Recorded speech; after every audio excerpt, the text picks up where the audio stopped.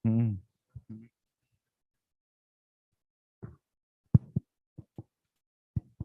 Tes, tes. Halo. Ini kok mau di-unmute? Tes, tes. Oke. Stay mute ya. Oke. Sudah unmute, sudah mute. Mikrofonnya saya ikut sini apa sini? Kalau ikut sini nanti itu echoing nanti. Ya kan? Tes, tes. Kan enak kalau kayak gini. Halo? Oh, berarti harus dites dulu Mas ya.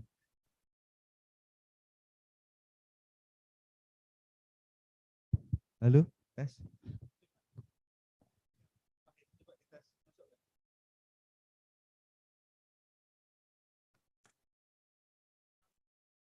Tes, tes. Masuk. Oke. Aman. Oke.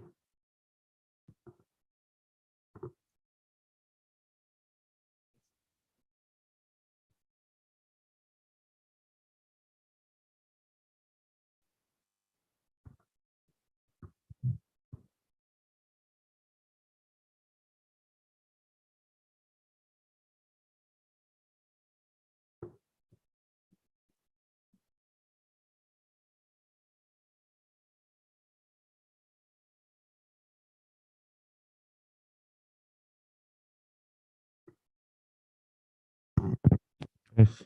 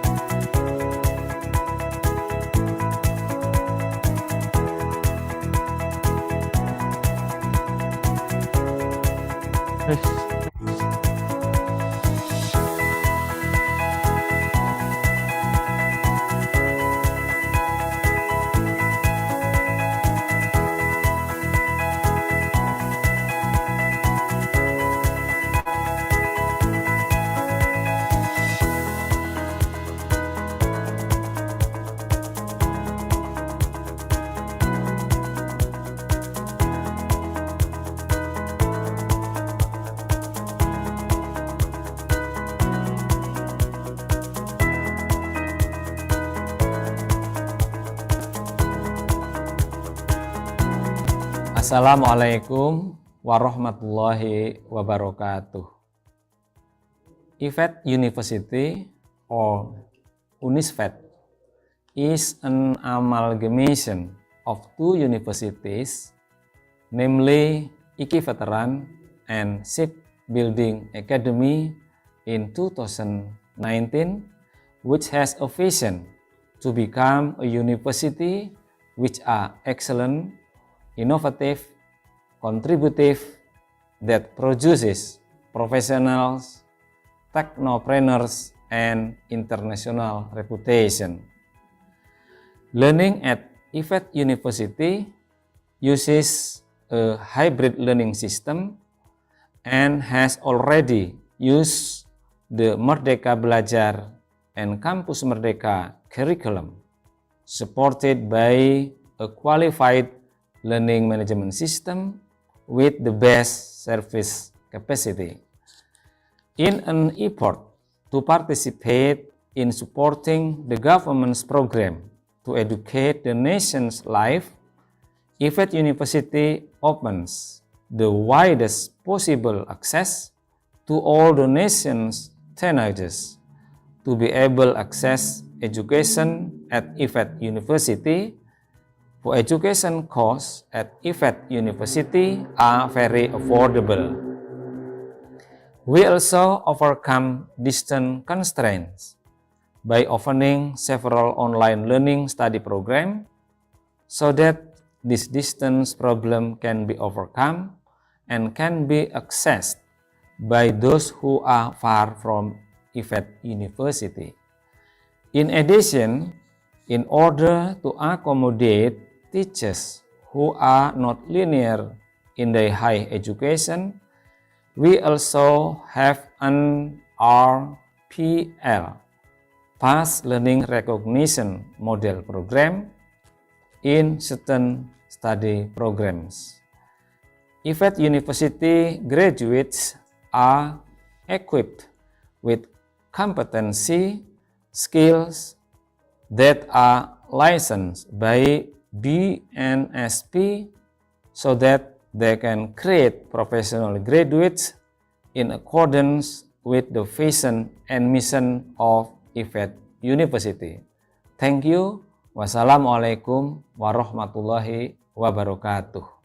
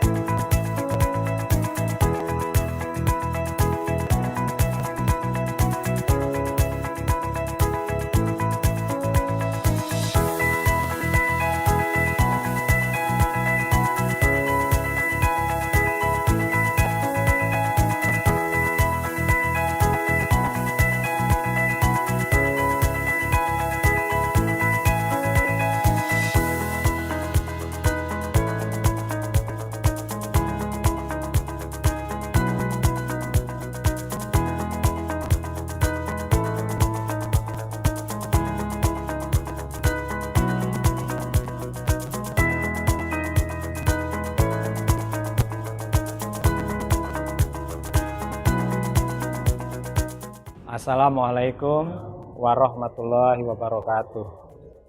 Universitas IFET Semarang mempunyai visi menjadi universitas unggul, inovatif, kontributif, yang menghasilkan tenaga profesional, teknopreneur, dan wawasan internasional.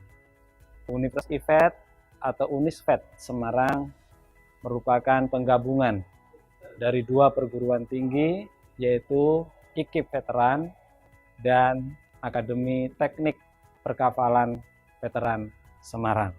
Assalamualaikum warahmatullahi wabarakatuh.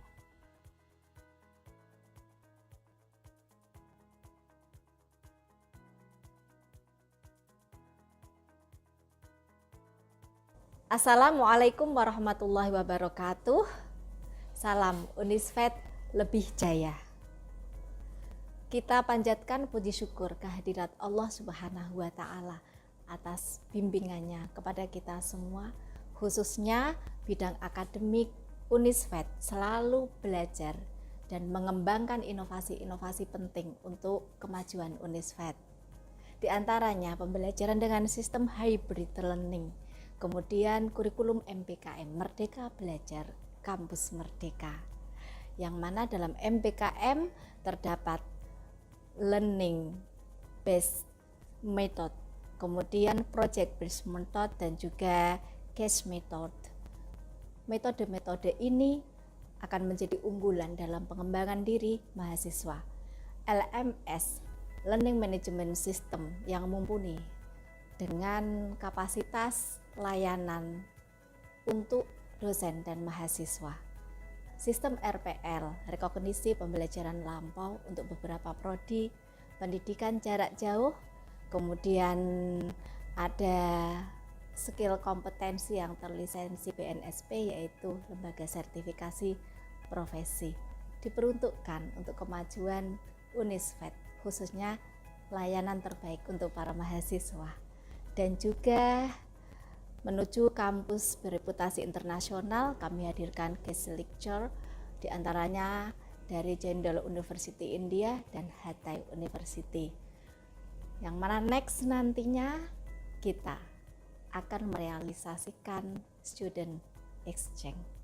Semoga lancar, dan salam Unisfet lebih jaya. Assalamualaikum warahmatullahi wabarakatuh.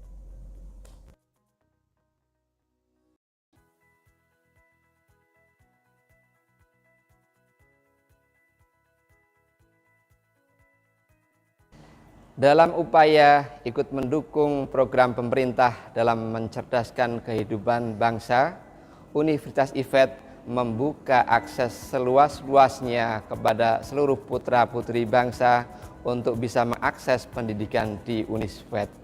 Untuk itu, biaya pendidikan kita kemas sehingga biaya ini bisa terjangkau oleh seluruh lapisan masyarakat. Kendala jarak juga kita atasi dengan membuka beberapa program studi pendidikan jarak jauh, sehingga kendala jarak ini bisa teratasi dan pendidikan di Unisfet bisa diakses oleh mereka yang jaraknya jauh dari Universitas IFET.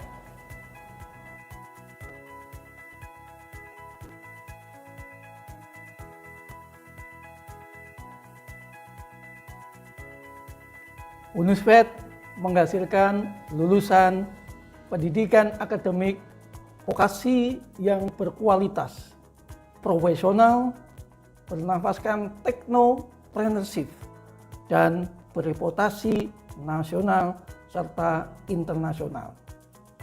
Lulusan Unisfet menyebar di seluruh dunia. Dia yang menjadi guru sebagai pendidik dari tingkat dasar, menengah, sampai pada perguruan tinggi, menjadi dinas pendidikan, sampai pada pemerintah daerah, bupati, sebagai manajer di beberapa perusahaan ternama. Unisfet semakin jaya.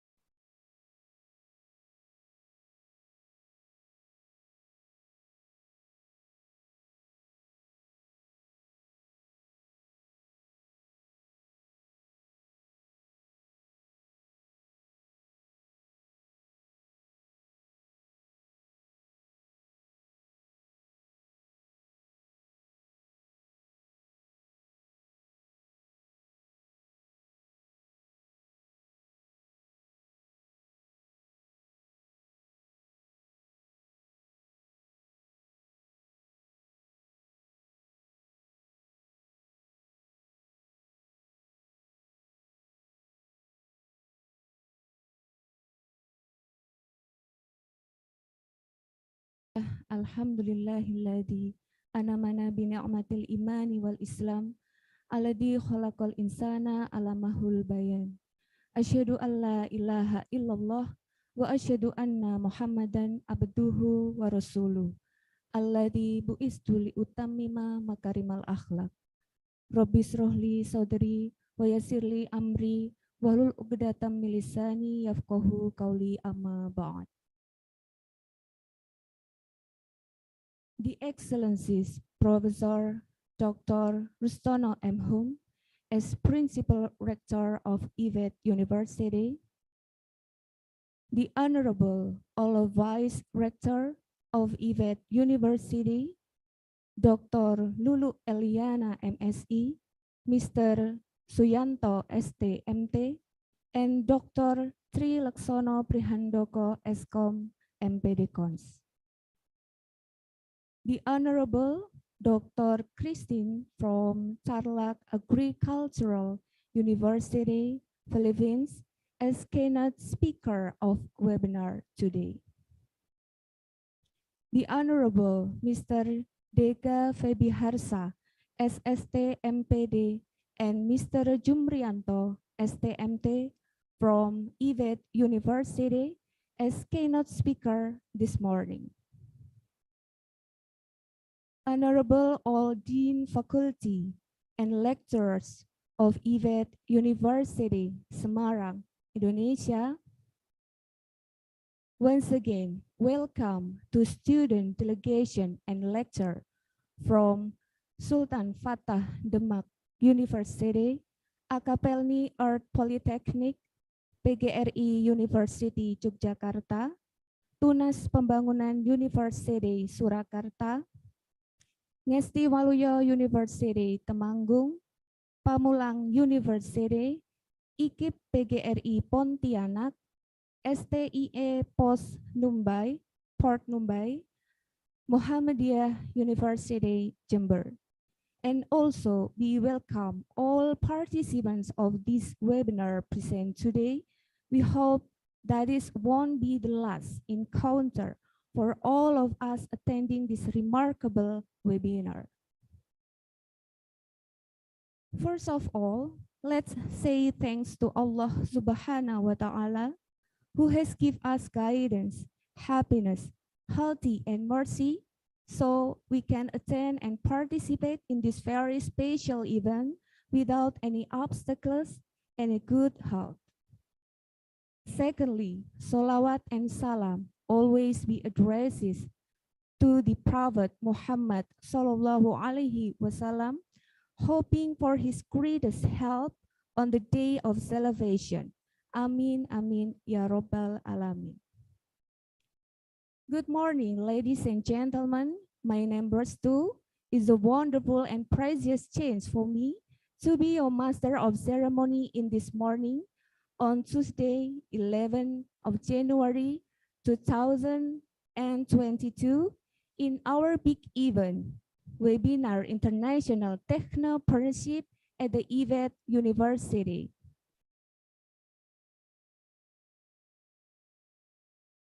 On this special morning, we have several agendas. Let me outline the sequences of this event. The first is opening. The second is singing the national anthem of Indonesia and March of IVET University. The third is remarks. The fourth is LOA and IA signing. The fifth is guest lecture. The sixth is closing and prayer. Ladies and gentlemen, before we start this event, let us pray together according to our respective religion. Hopefully, this event beneficial for us and this event can run smoothly and conducively. Start praying.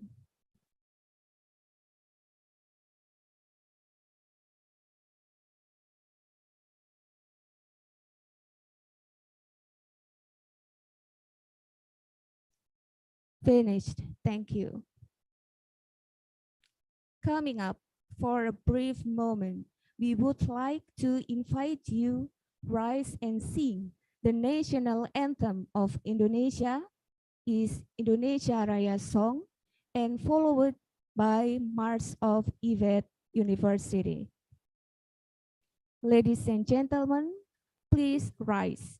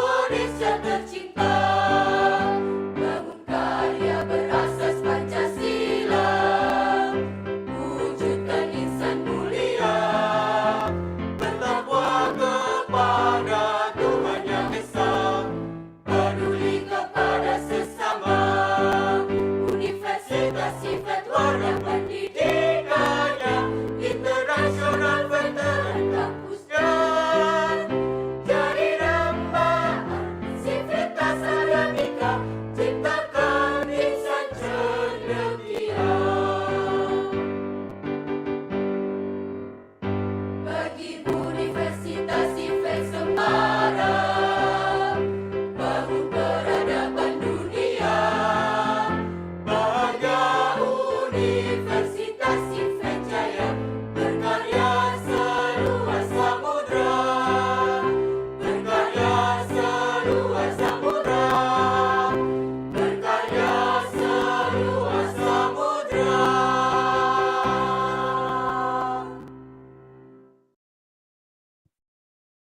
Ladies and gentlemen, get back to your seat. Thank you.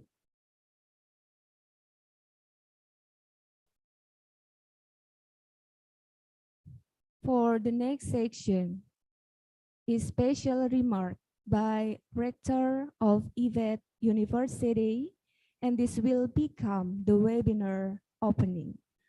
Professor Dr. Rustono M. The floor is yours. Bismillahirrahmanirrahim. Assalamualaikum warahmatullahi wabarakatuh. The Excellency Dr. Christine Nabor-Pirer, the Head of External Linkage and International Affairs, Tarlac Agricultural University, Philippines,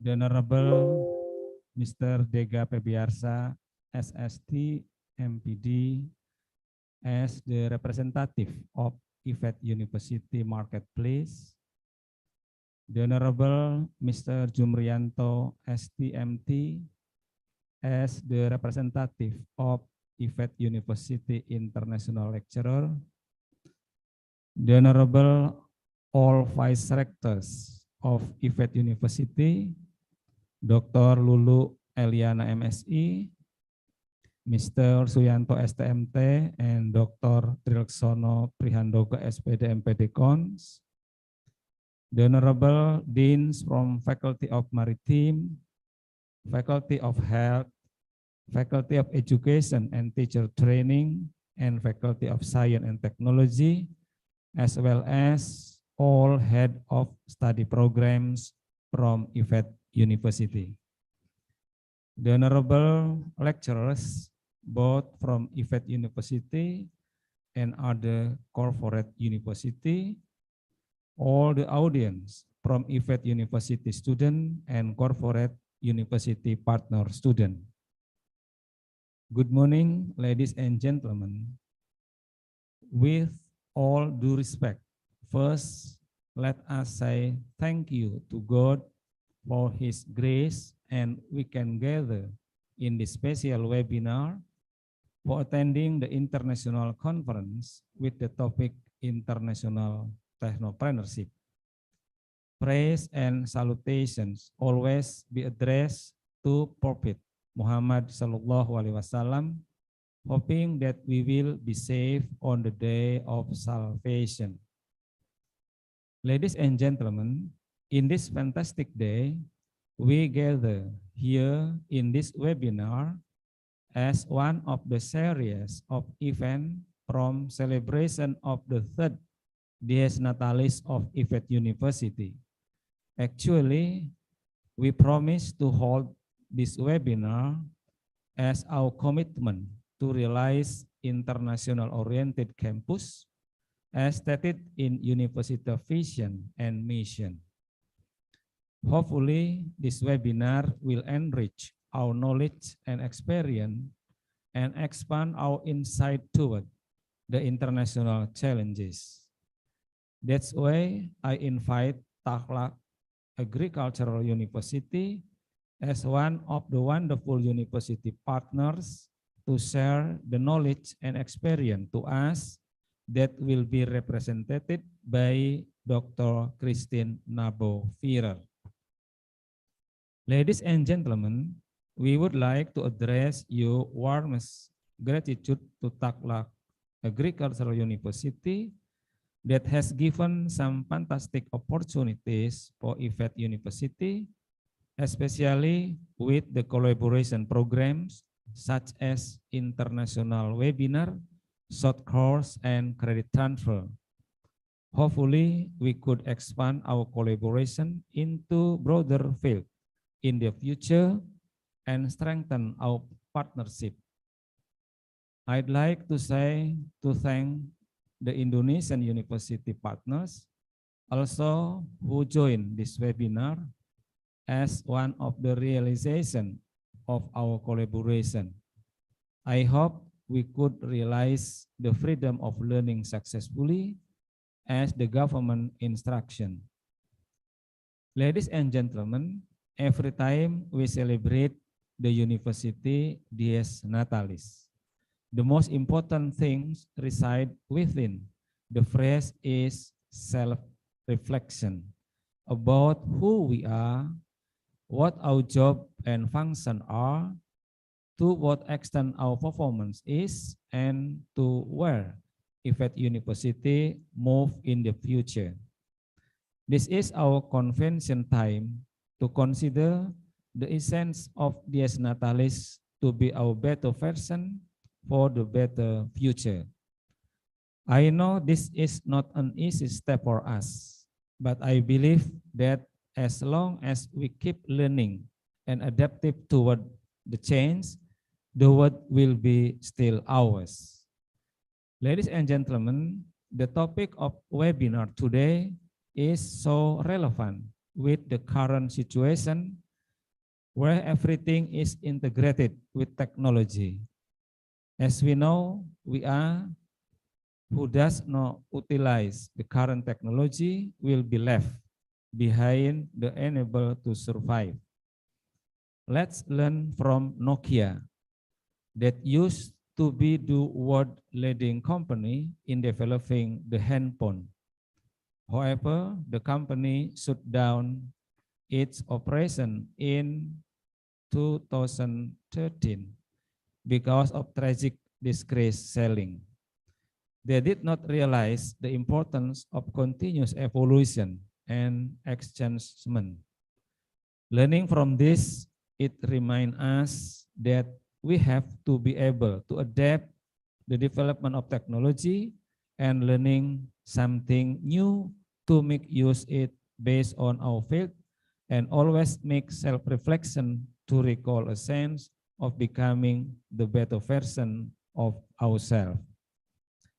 Meanwhile, the essence of entrepreneurship is also brought up to the surface and encourage us, especially the student, to start our own business. Because the world needs new entrepreneur who can integrate the technology and the business basis. I hope after this webinar, the student will start their own business for the better future. Ladies and gentlemen, before I finish my talk, I declare that this international webinar with the topic International Technopreneurship as one of the second series of event from third Dies Natalis of IFET University is officially open. That's all from me. Thank you. Have a good day. Wassalamualaikum warahmatullahi wabarakatuh. Thank you to Professor Dr. Rustono M. Hum for the enlightening speech and for opening this seminar. The fourth section is signing letter of agreement and implementation of agreement between IFET University Indonesia and Tarlac Agricultural University Philippines. The document will be signing by Dr. Fiti as Dean Faculty of Teacher Training IFET University Indonesia. Dr. Fiti, the floor is yours.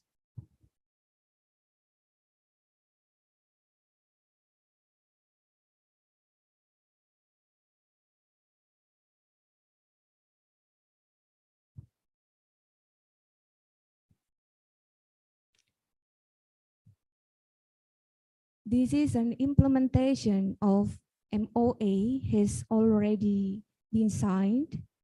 The letter of agreement is regular credit transfer program where 3 students of IFET University study at Tarlac University for 1 semester.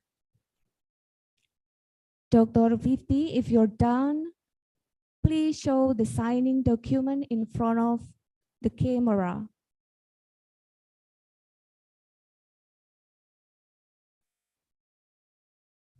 Thank you. For information, Dr. Christine from Tarlac University, this document Just signing by Dr. 50 and we will send the document by email.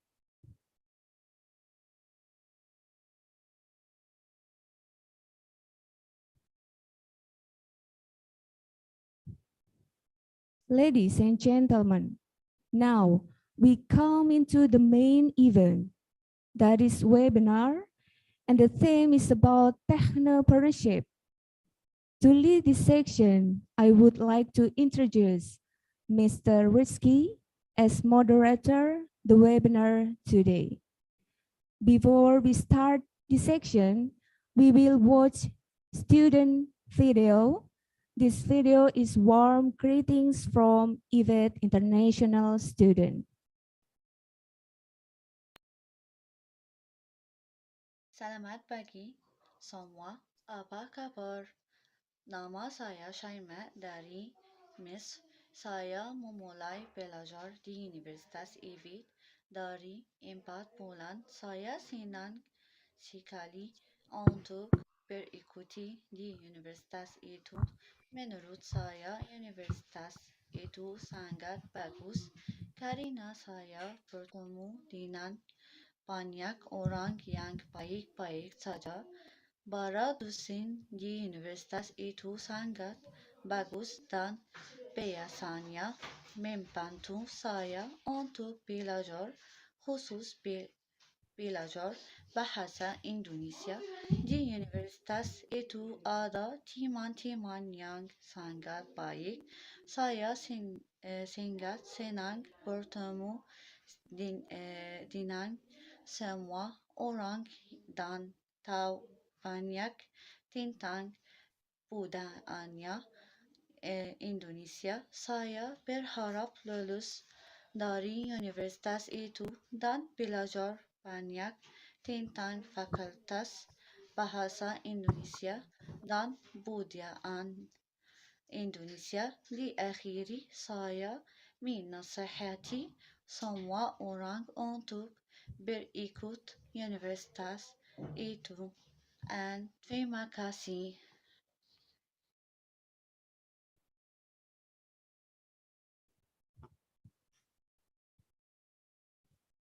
Okay, so I will give this section to Mr. Rizky.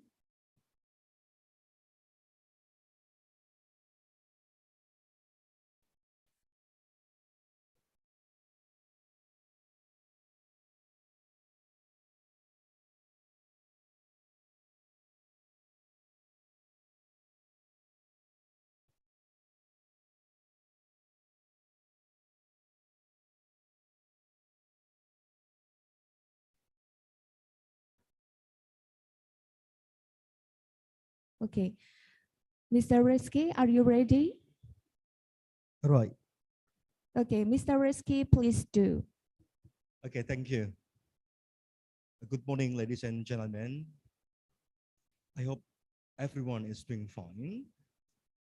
Today, my name is Muhammad Rizky Romawan. I will lead this webinar as the moderator. Before that, for the first speaker, the presentation will be delivered by Mr. Deka Febrihasa.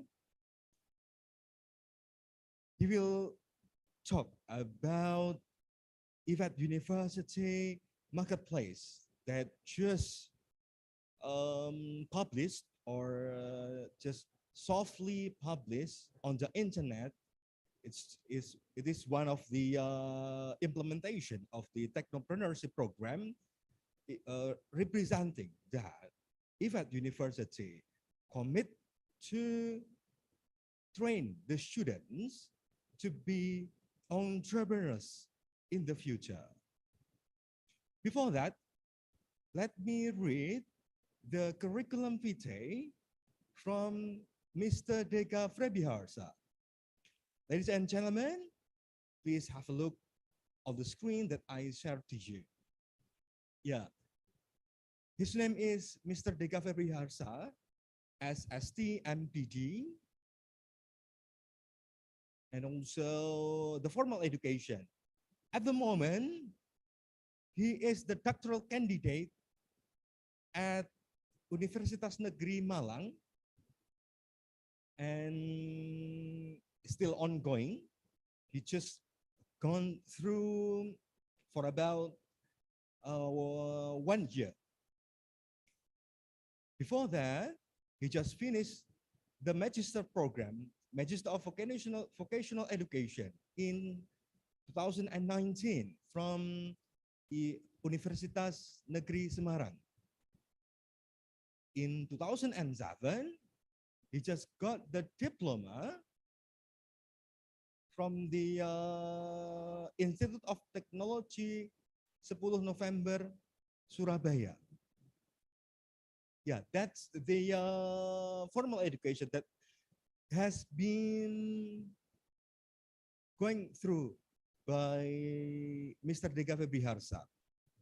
Without further ado, let me invite Mr. Dega Febriharsa. Mr. Dega, are you ready with your presentation? Yes, Mr. Rizky, thank you. Right. Okay, thank you for your response. Please, ladies and gentlemen, I would like to remind you that the presentation will last only 20 minutes, and there will be additional section, question and answer, for about 10 minutes. So, ladies and gentlemen, if you have something in your mind to ask to Mr. Dega, please prepare it, and you can mention it in the question and answer session. Okay. For now, let me give the floor to Mr. Dega. Mr. Dega? Okay, please do. Thank you. Okay, thank you, Mr. Rizky. Do my voice is heard clearly over there? Yeah, all right. Okay, thank you. Okay, good morning, everybody. To Honorable Rector of IFET University, Professor Dr.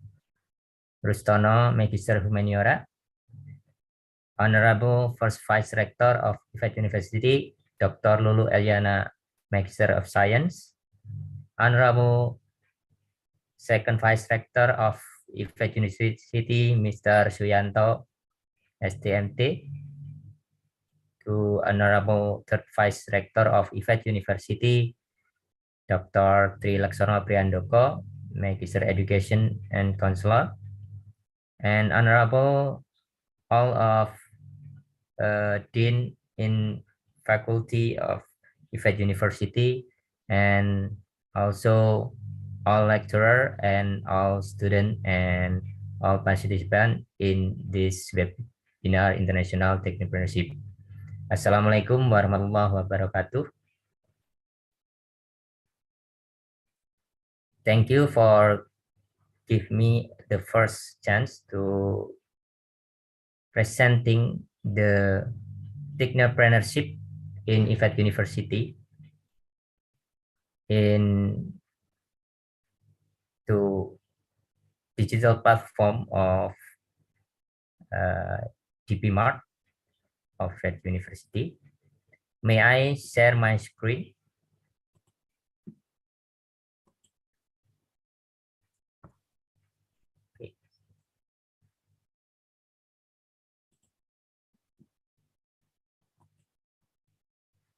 Okay, is my share screen show up? Yes.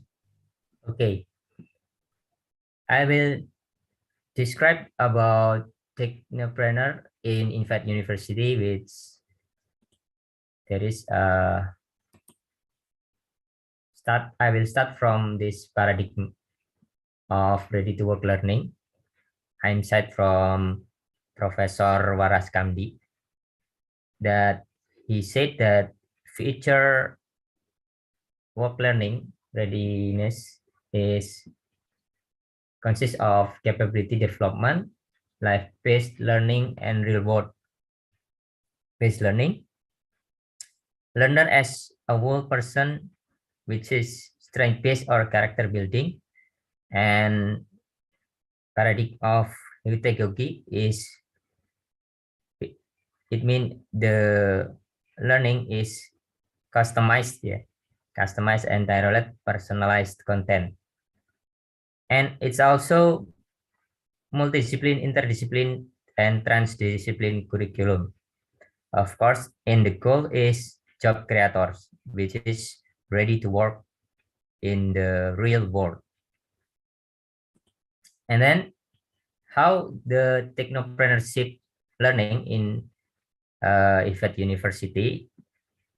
There is Technopreneurship is a public course at IFET University as a transdisciplinary science to equip students in entrepreneurship by involving technology. And the skill or competence will be given to the student were business planning, accounting, of course, and then information technology literacy, communication skill, and then selling experience, human resource management, and financial literacy, supply chains, and logistic system. That we combine it with the single platform that give many of the skills. There is a DP Mart, digital platform of IFET University Marketplace, which is a marketplace platform, but not only just marketplace, but there is a platform that will share experience from the mentor and then from other student and also lecturer in this one platform that we will see. Let's see some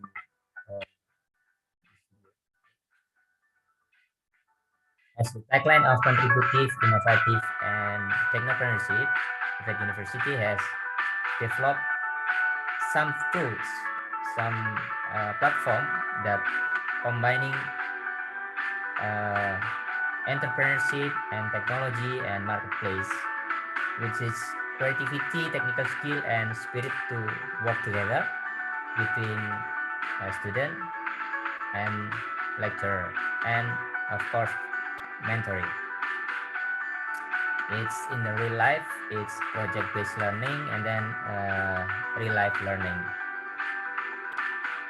This platform was developed by all of part of this university, including lecturer, the leader, and then students, which is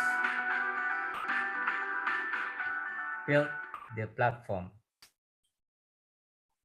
Okay, this is the main division of the DP Mart, and we will have supply and service, delivery, logistic, buyer and public entity, seller, community, and payment gateway platform, e-commerce platform, and knowledge sharing and mentoring.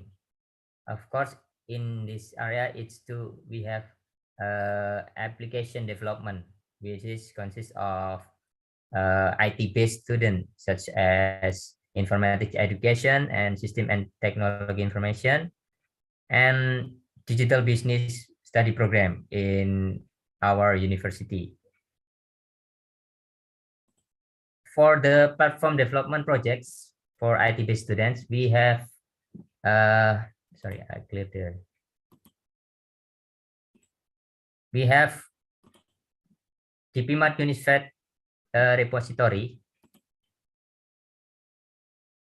We have DPMAT Unisfed repository that can be accessed by students to involve the development process of marketplace and application for the DPMAT platform on the internet. And for the non-IT based students such as history, mathematics, and engineering or another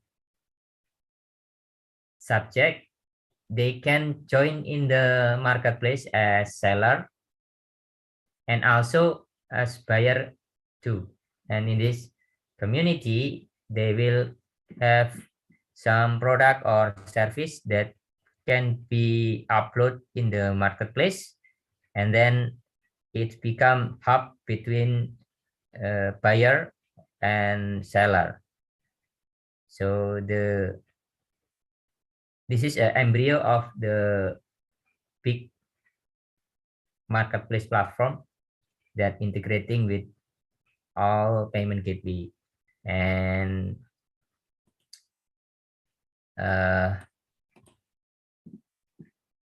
logistic system, of course. And then what we must do, what do they need to joining? In first step, they just need to have a learning spirit, of course, because with that learning spirit, we will give a lot of things that will be knowledge base. And then the second one is teamwork ability. So they must able to work with the team, because we will develop the big platform, which is need a teamwork. And then for the developer team, they need a programming skill that we give in the curriculum, of course. And then for the student which following the web programming and then database programming subject will be involved in this development project. And the second step will be developed naturally in community with a mentor, that we have alumni that have success business, and then we have cooperation with another corporation which is have a large scale of business, and then the intuition will be developed naturally with the community. And also management skill, how to manage their product, manage the service, and then manage the supply chains where they will get the product if they were reseller, and then how to manage the financial report, and then business plan, and so on. And then of course selling skill, the student will be get more selling skill if they were joining in this community, because there is a lot of sharing from another student or lecturer, or maybe another user that sell the product or do the business with this platform. And then also technical skill, how to create platform and application in project developer team. And also internet marketing theory and practice, of course, and search engine optimization. We will share in the platform that we built on this DP Mart. But in the first stage, for now, the development was in first version, just have marketplace, and then we will develop more feature for future development. And then for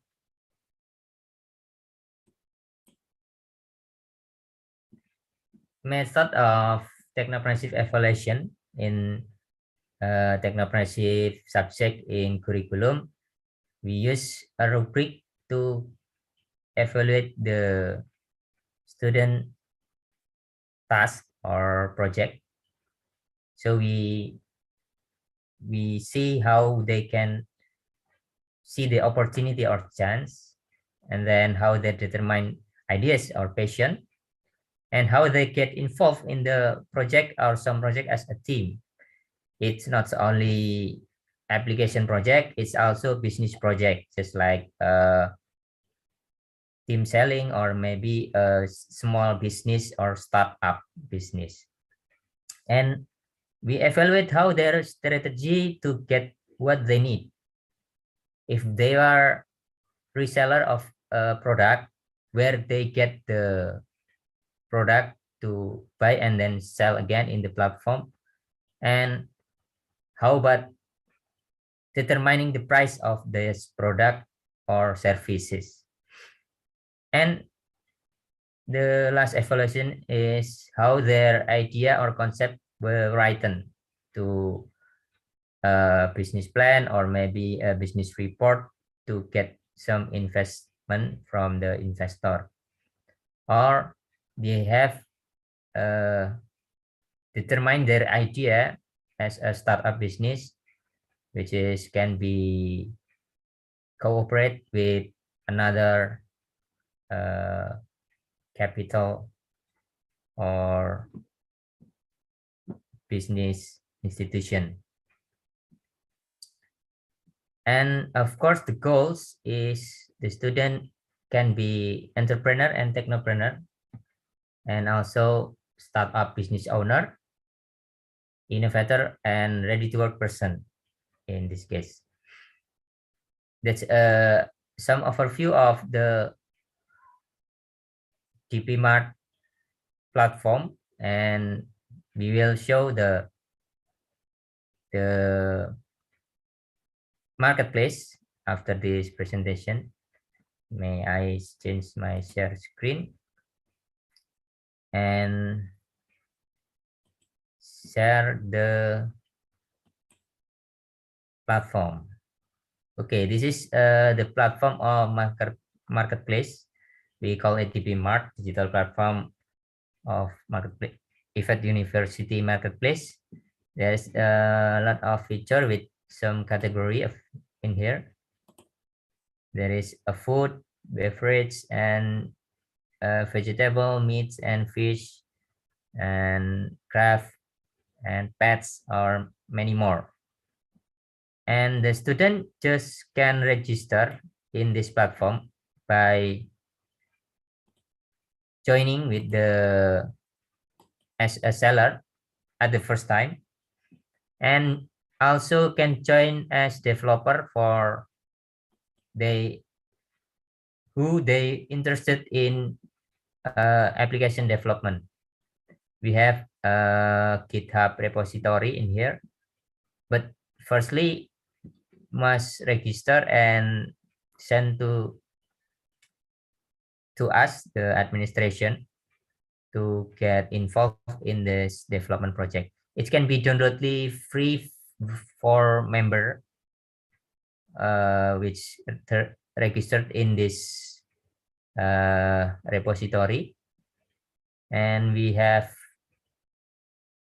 source code in here that can be developed by all of member. And also there is a JavaScript platform, HTML, PHP, CSS, and many more script that can be collaborate with this project. And for the marketplace platform, it's open to register, that everyone principally can be joined as a member of seller community. And how it works for this first version,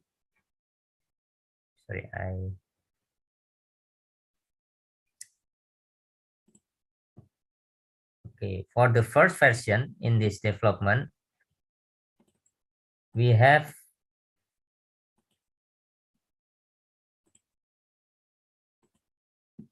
in this platform, they can be a seller, just register the name of the seller and then ID number, and then date of birth, and then the owner of the store, and then email address, phone number, and then address, province, city, and district, and then postcode and WhatsApp number, and you can register.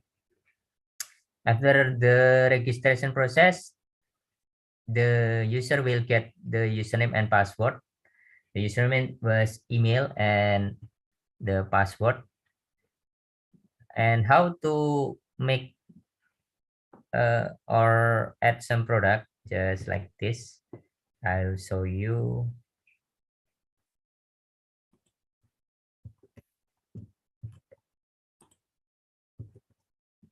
Let me see. We can just log in as a seller, of course, and then enter the email.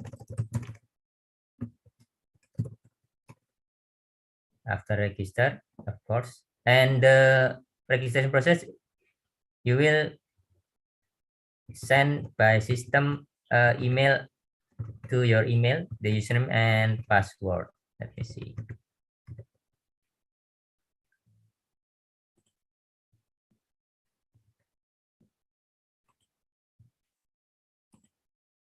Just like this. The notification of success after we register we will get the username, password, and then the corporation name, of course, and then you can log in with your email and password like this, such as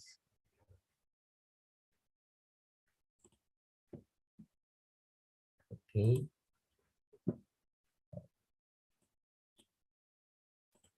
And then you register, log in with your email that you register, put the password and join. And in the dashboard, you will have some data which will show your product and how many your product is seen by visitor and how many comments of your product and how many your product. You just put your title of product such as, and then choose the category. For a while we still have few category, but in the future we will add some categories.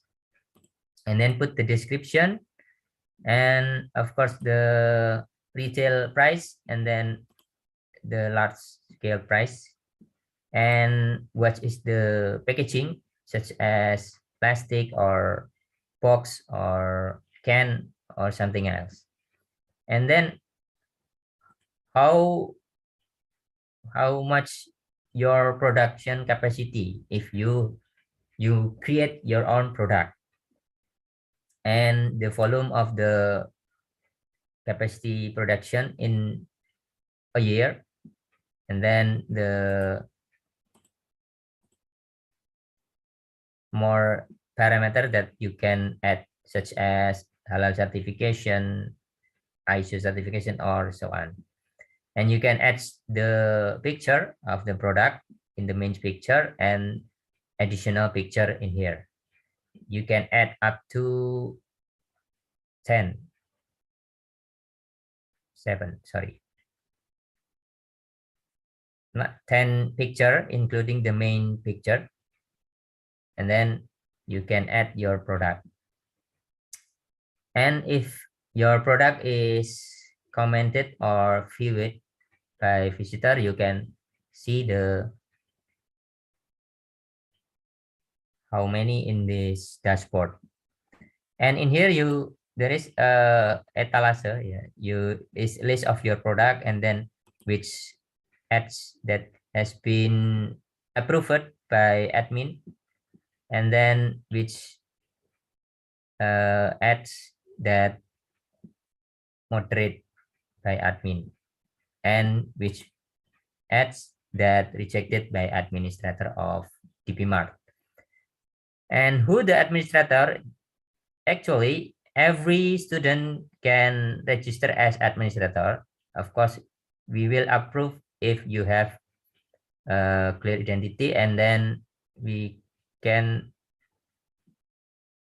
make the seller as administrator too, or some person that we give an access for administrator. And how about the the front office, front page of this platform is work like this. The platform, the seller, after they put the images, and the visitor will see the product, of course, and then they can communicate with the WhatsApp to directly to the seller with just single click with this button. You see, this is the seller Nana Shop. Okay, this is a sample for so this is the message, default message that can be as a template to make a message to the seller. And then it's also can be directly give the data of the inquiry of the product, and it will be sent to the seller. And this one is see the randomly. Okay, there's a lot of product. There is all event industry student product. It can be real product. We ask to post the real product, so there is some products that they give. Merdeka, Okay. hear me? Yes. All right. I'm afraid that 20 minutes has been passed. Okay. Yes, I already done with my presentation. All right. Thank you, Mr. Dega. And now we carry on with the question and answer session. And actually, we can discuss it further in this question and answer session with you, Mr. Dega. Okay. Okay. Ladies and gentlemen, if you have any question related to the presentation about the Mart presented by Mr. Dega Biharsa, please raise your hand and mention your questions. Okay, Ivan Agustian, please. Oke, Assalamualaikum warahmatullahi wabarakatuh. My name is Ivan Satria from the University of Ifat Semarang, FKIP Faculty with Guidance and Counseling Study Program Semester 1. I want to ask, what is a good first step to start international technopreneurship and whether to create a web page for our own business? Thank you.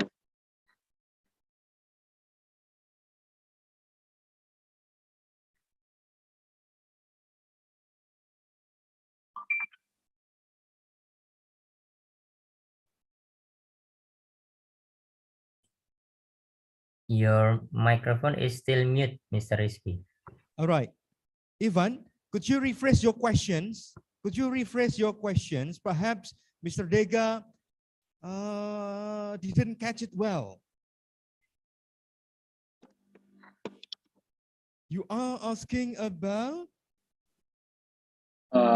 Asking about what is a good first step to start international technopreneurship and whether to create a web page for our own business. Okay. I think I got the point. Okay. Okay. Actually, the student, may I answer directly, Mr. Rizky? Yes, please, Mr. Dega. Okay, thank you. I get the point, but that he mean with this question. I think he mean like this.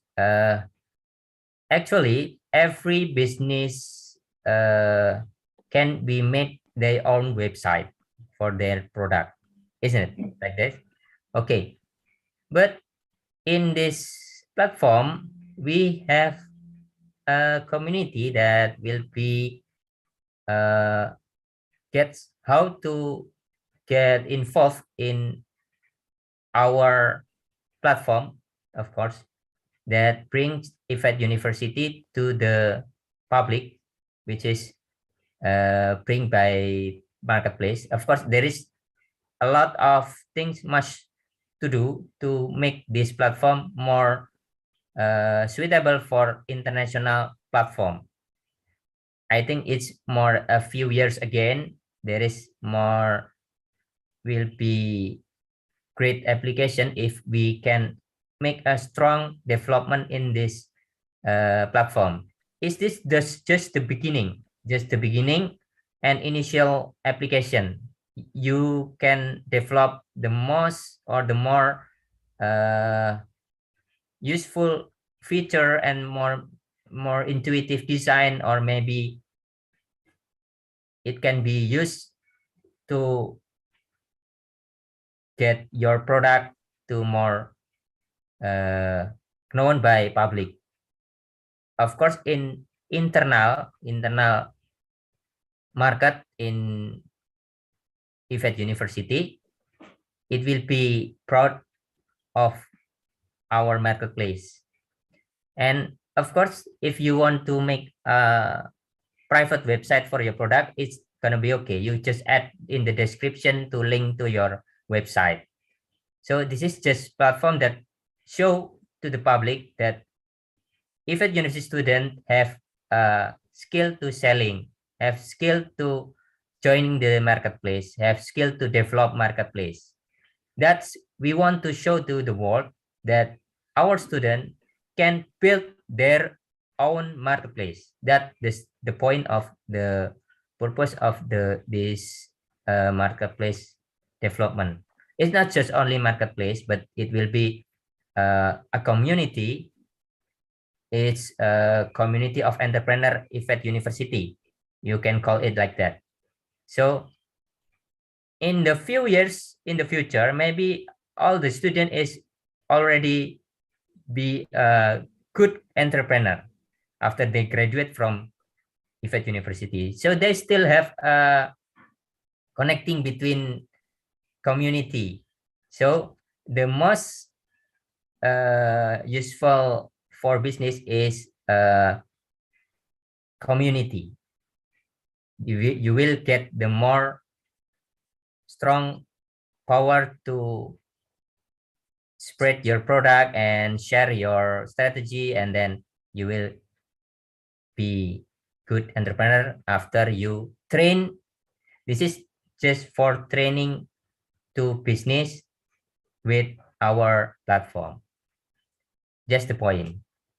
Of course, if you want to make your own website, we can teach you in the community. If you want to make your branding, you have a branding, and then you make your own website. We can share the how to make the website of your product in this community, of course. And this platform is combining all of your passion or your product, and just like a catalog product in internet, just like that. All right. But in the future development, we hope this platform is more great ability, more great visualization, and then more and more feature that useful for users. I think that.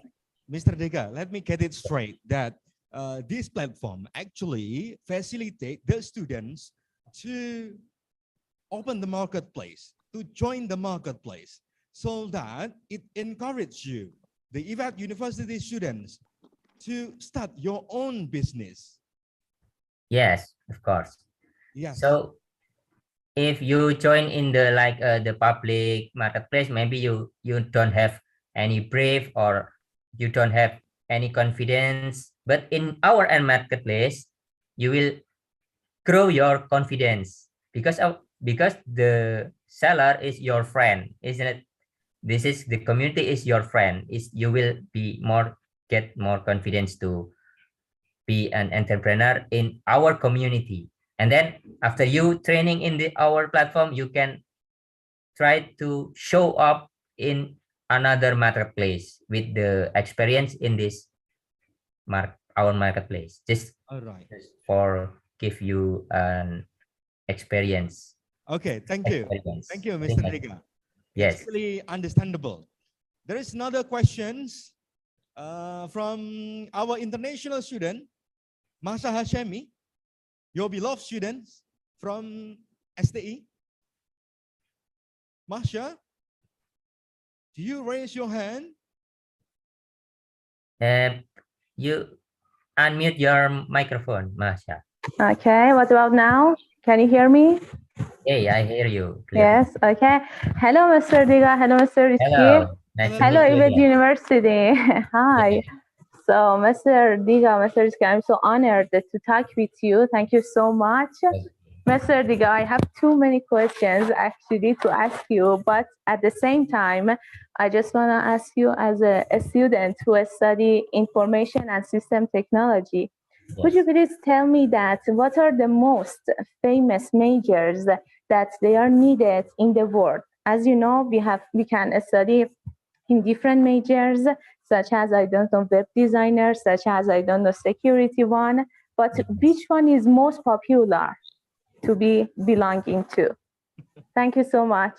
That's my question. All right, Masha. Okay, nice question, Masha. Thank you. Okay, you're welcome. Okay. For the next in the future, the most popular, I mean, there is a few most popular. There is maybe about 10 to 15, okay? Maybe just a web designer and then a content creator, of course, right now and in the future, you will need that skill. And then you may heard about metaverse technology. Okay, metaverse technology is also the future technology that will be change our paradigm in the world. Okay, in the metaverse, you can learn about how to provide the 3D objects. So you need the skill to 3D object designer or maybe game technology. Game technology is some subjects that will be in the future with the found the you can be a part of metaverse developer by add game developer skills and also database programmer, big data, and then big data analyze, data engineering, and also of course information technology in security, cyber security analyze, of course. And it's further skill that will be used in the future. Okay. Between Thank beside you so another much. knowledge, of course, Right. the social and language and so on like that. Okay, so that's the prospective majors that will grow in the future, yeah, Mr. Rega. Yes. And it will be. It's a lot of things. It will be essential things to learn because technology is inevitable to be learned. Okay.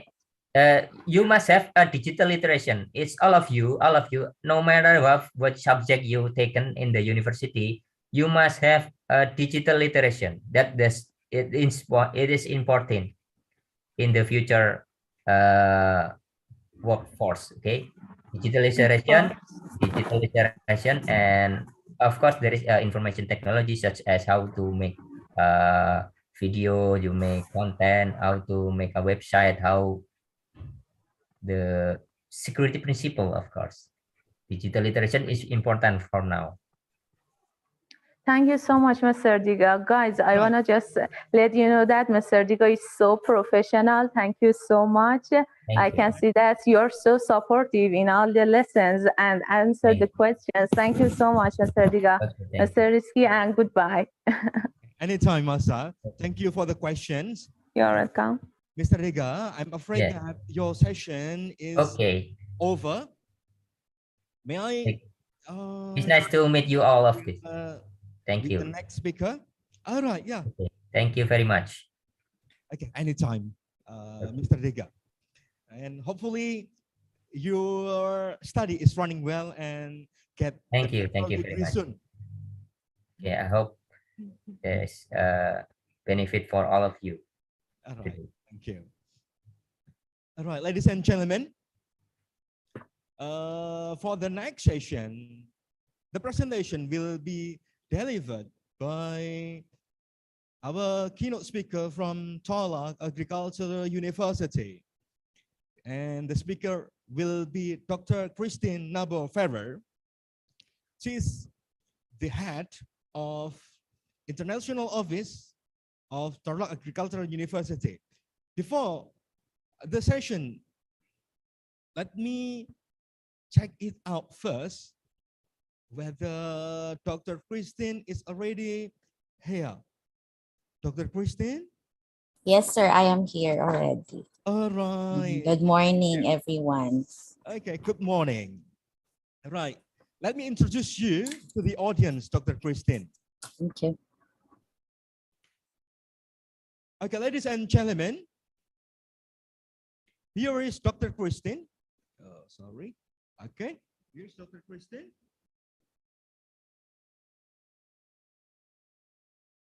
Her full name is Dr. Christine Nabo Ferrer.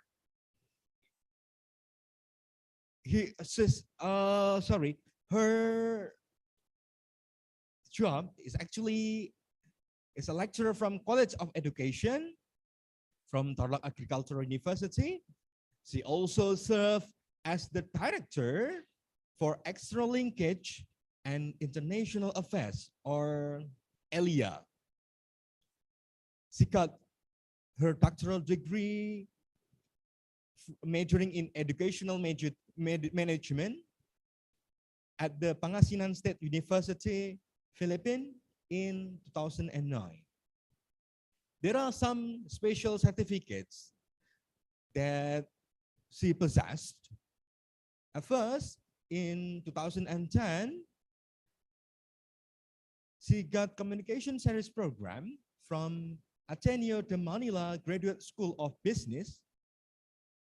Then in 2016, she got Asian Leaders Program in Singapore and New York from Common Purpose and Asian Foundation. And lastly, in 2017, she got Internationalization of Higher Education in Canada, hosted by the Canadian Bureau of International Education Commission of Higher Education. Okay. Okay, it seems that I've got a problem with my camera, Dr. Christine. I'm so sorry. All right, without further ado, I will give this chance to you, Dr. Christine, to present your materials. Dr. Christine, the floor is yours. Thank you very much, sir. Okay, so may I try to share my screen? Can I be heard there? Am I clear? Yep. Okay, thank you so much. So here is my presentation. Okay, so good morning, ladies and gentlemen. It is an honor to receive an invitation from Professor Muhammad Rizky Rokmawan to be your speaker for today's event, and to Director of IVET University, Professor Dr. Rostono, and other officials of your university joining us today. May I also convey my institution's greetings on your 3rd university anniversary. As we say, necessity is the mother of all inventions. This may hold water in the mind of a technopreneur. However, he or she will not wait for it to appear naturally. Instead, that individual will create that need for a product or service. Oftentimes, he or she would bring to light an exigency brushed aside for so long until it eventually becomes a niche, everyone's inexplicable niche. For that individual, crises and challenges are an impetus for a transformation, a chance of a lifetime, you may call it, but it is not as rare as we think it was. Every day, we are given a chance for a detour, a divergence, a prod for total metamorphosis. Providing solutions to your problem or taking advantage of the changes in policies, technology, or management structure, whether initially favorable to a technopreneur or not, is not a matter of may or might, but of shall and must. all odds shall be conquered. The idea must prevail. A technopreneur is a likely synonym for a relatively much used word. Yes, as of today, we shall discover that there isn't much difference between them. A teacher is a technopreneur, and he or she must embrace all the rubs and molds and recast that technopreneur's one and only product, the learners. A teacher, just like a technopreneur, creates opportunities. And so universities do, creating learning opportunities and business ideation for our students. We have to diversify and decentralize. A teacher trains people and allows them to make mistakes. For we believe one ought not to learn by doing things correctly all the time. We have to expand into less explored ventures. We have to develop high-value commodities and services through our students. We have to revolutionize traditional practices. And simply, we as teachers and technopreneurs are innovations coming to life. I'm given the task to talk about technology and entrepreneurship and how we integrate this in education. So this morning, I will be sharing to you the programs of my university in our attempt to integrate technology and entrepreneurship in agriculture education. So we have 6 programs along this area. We have the Smart Agriculture Program, Tayo Agri-Based Products, SICAT Project. We have the Floating Agricultural Garden, Agri-Innovation Grants, and Agri-Entrepreneurship Grants. We start with the Smart Agriculture Program. So looking at the Smart Agriculture Program,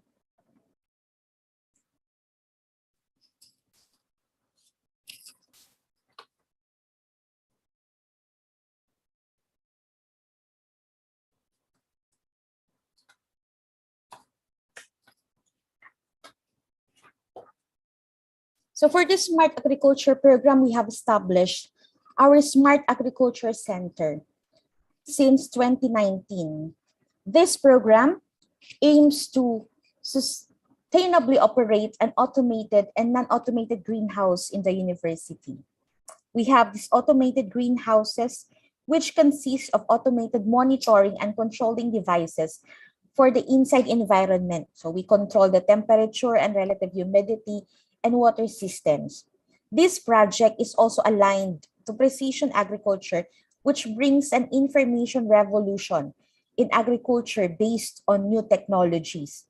Precise spatial and temporal management of the inputs can be used to increase farm productivity, profitability, sustainability, environmental protection, food safety, and quality of life. So you see, with this project, we also integrate sustainable development goals. So the mission of the Smart Agriculture Center is to foster the implementation of smart and precision agriculture.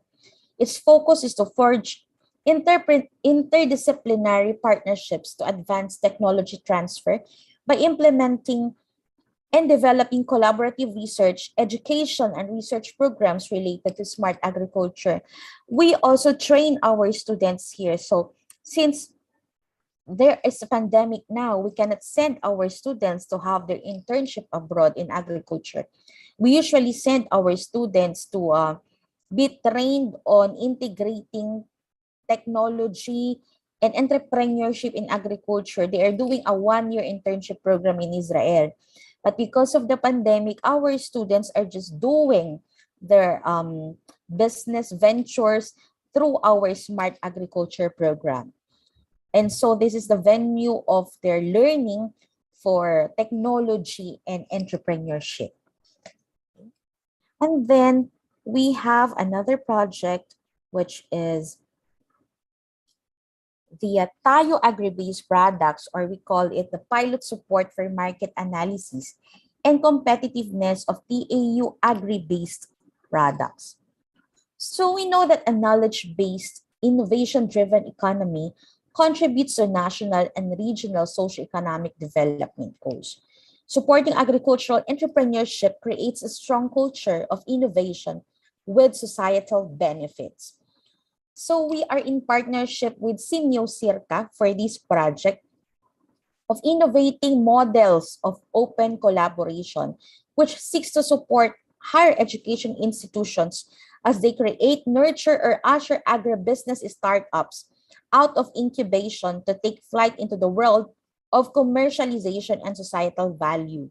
By enabling our institutions in their formal or informal role as incubators of agribusiness startups, CIRCA and Tarlac Agricultural University supports the accelerating transformation through agricultural innovation, or we term it as Agriculture 4.0, a modernized world of agriculture and rural development technologies, processes, and dynamics in Southeast Asia. The development of the state-of-the-art technologies as a central means to solve hunger and poverty and as a challenge to increasing food production is the most critical need of this generation. One of the solutions to this is the use of hydroponics or soilless culture. It permits less planting space, grows crops where soil is not suitable for cultivation, and where water supply is limited and is useful for studies in plant nutrition and diseases. The Tarlac Agricultural University Sustainable Mechanized Agriculture for Research and Technology also use different types of hydroponic systems. In addition, TAU has an engineered bamboo facility, which is a shared facility under the Department of Trade and Industry, rented since 2019. The bamboo harvested from the forest reserve of the university in Calao, Mayantok, Tarlac is brought to the facility for processing. Engineered bamboo is a low-cost product that is designed to be a replacement for wood or engineered wood.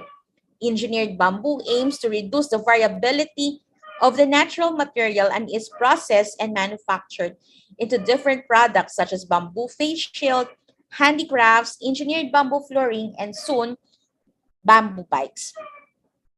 Okay, so let's proceed to the next project. Okay, so this is the CCAT project, or we call it, it's a satellite imagery crop monitoring and forecasting systems for agriculture and technology. So the advances in precision agriculture have improved the monitoring system of agricultural crops growth and yield estimation. Yield is the most important factor in precise decision-making for crop management, which is very essential in the entrepreneurial skills of our students. So in all of these projects, we are engaging and involving our students. Early prediction of rice yield within a specific field could be an option to find out which are the high and lower yield regions. So this information allows us to identify any existing problems and apply suitable management practices. So this project endeavored to integrate GIS or RS technology to establish the characteristics of rice farming in terms of historical and present farming systems, landscape, water resources, and weather and climate. We also develop rice monitoring, advisory, and yield forecasting systems. And we train the communities, we train the students, we integrate this in our curriculum on the use of developed program. It is an inexpensive system, I should say, that does not demand for high-end hardware and costly proprietary software. So in this project, the GIS software that we use, aside from being free and open source, is sustained and continuously improved through the cooperation of international academic and research communities, and can thus compete and even surpass the capability of expensive commercial counterparts. It is capable actually of handling and processing latest satellite remote sense images. And having all of these data, we are able to predict how much will be the yield and the benefits or the income that we can have from the various agricultural projects. Then we have the fourth one. Fourth one is the floating agricultural garden. So this is an innovative program for the students, also a project of Simeo Circa. So young Filipinos representing universities and colleges from across the country vie for this Innovation Olympics Agri Hackathon. With an average of 20 tropical cyclones entering the country per year, 5 of which are destructive.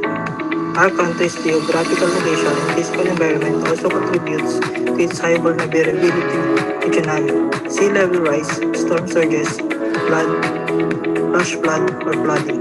Presently, according to the Department of Agriculture, the typhoon's impact for the NUSs reaches 10 billion pesos worth in agricultural damage, affecting 150,000 farmers and 275,000 hectares.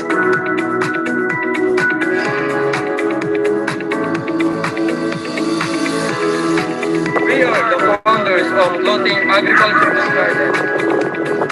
I'm Ernie P. Concepcion, taking a Bachelor of Science in Agricultural and Biosystems Engineering under College of Engineering and Technology at Tarlac Agricultural University. I'm Lester Dartazabal, also taking a Bachelor of Science Agricultural and Biosystems Engineering. Hi, I'm Jomar Lagunero, also taking a Bachelor of Science in Agriculture and Biosystems Engineering, and we are the proponents of Floating Agricultural Garden.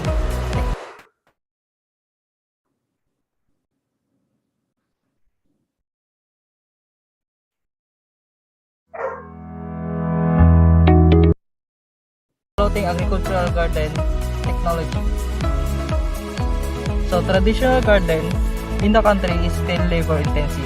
It requires farmers to take into account for the plants to meet the nutritional needs for growth by absorbing soil nutrients, water, carbon dioxide, proper temperature, and sunlight.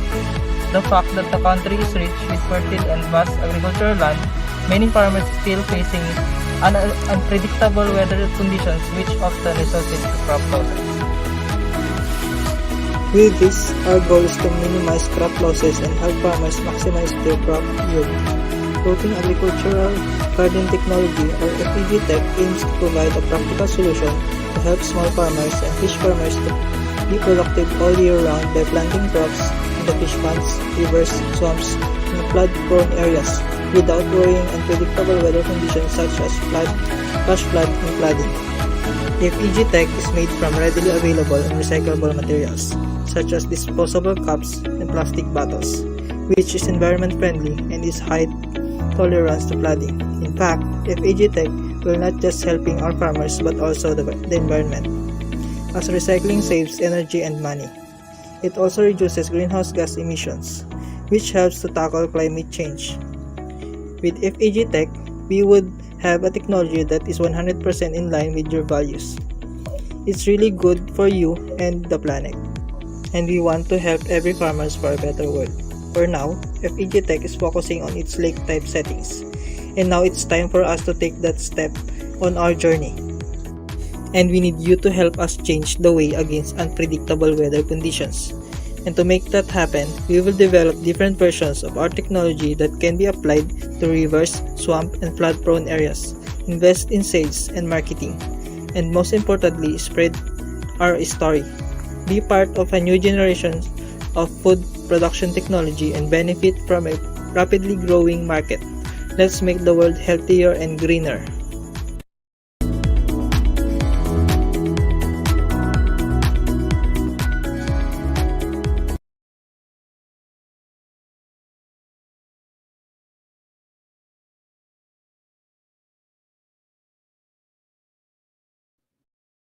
And for the last two projects that we have at Tarlac Agricultural University, we have these Agri-Innovation Grants.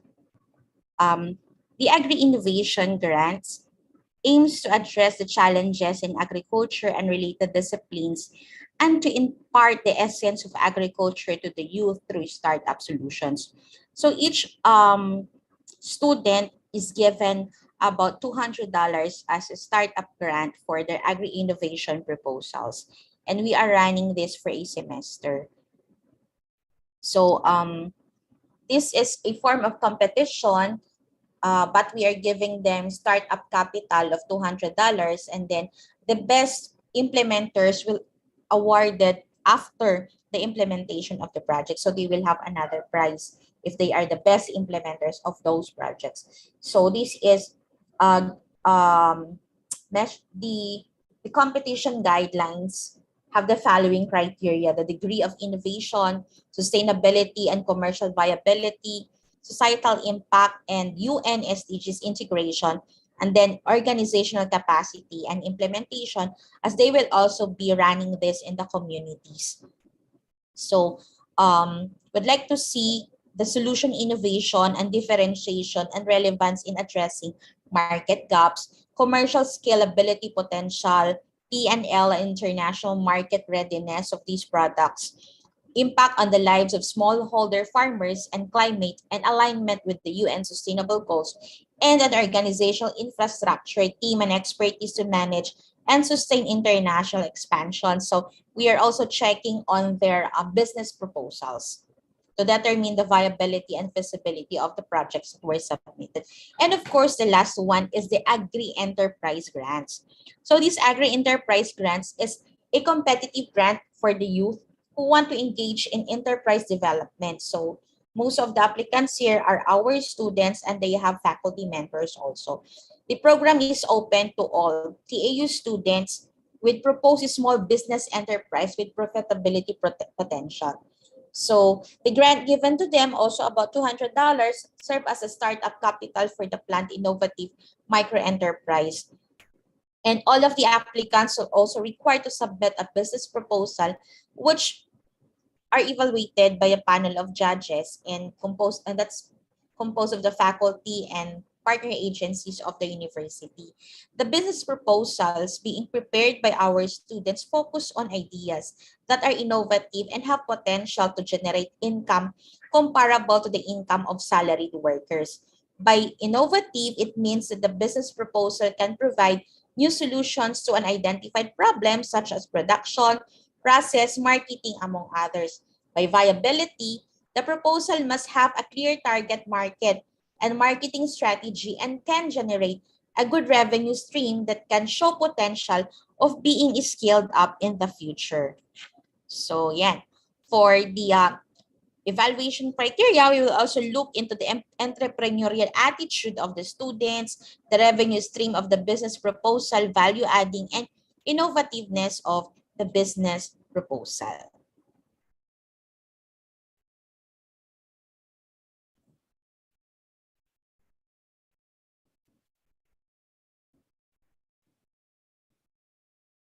So we would like to see how the students introduce new ways of addressing the problem in the production of goods and services, and later on the generation of profit. So at the jugular of the global economy is an ending application of human knowledge for practical purposes. As its center is the gear of innovation, consistently spurred by visionary leaders, whose one agency, aside from her willingness to cast caution to the winds, is a concept which shadows extend far beyond. Starting out as an inconceivable idea, a work in the rough is refined by translational research, shaped by a market-driven ideas, and taken to the next level by value proposition and expansion motivation. This is what energizes a technopreneur. The excitement keeps her awake at night. So it is really our dream to develop technopreneurship passion among our students and our faculty, that we are not just producing agriculture graduates, but we are also producing agripreneurs.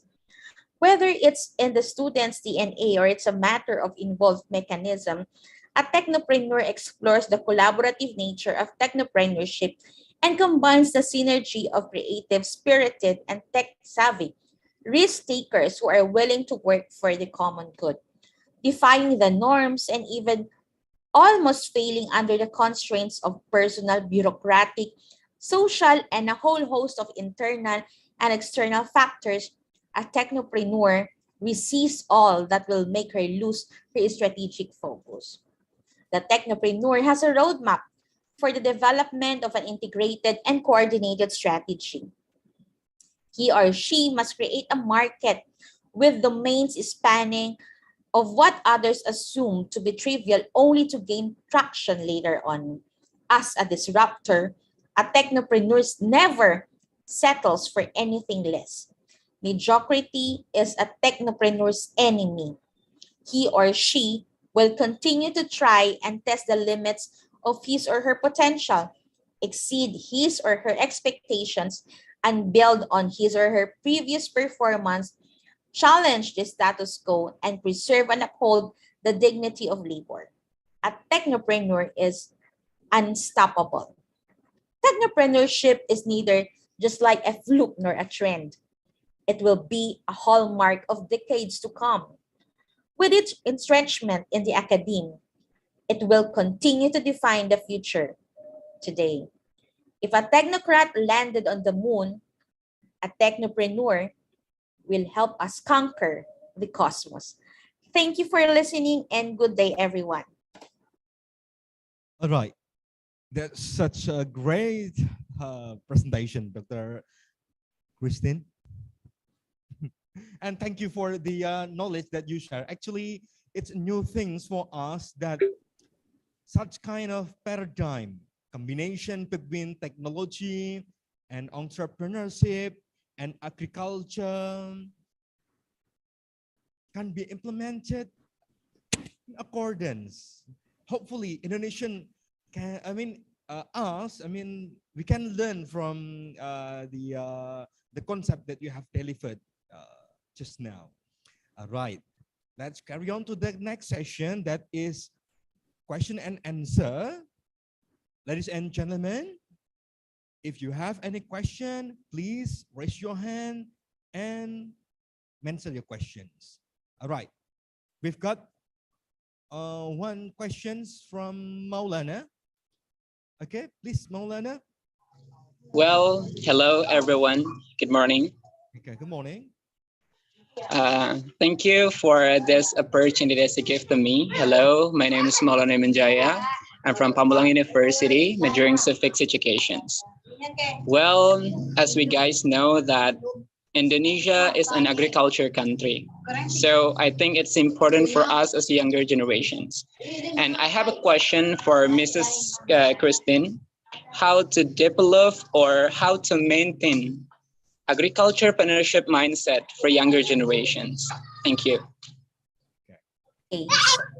What we are doing at Tarlac Agricultural University is a transdisciplinary approach, because agriculture cannot survive alone without business, without entrepreneurship.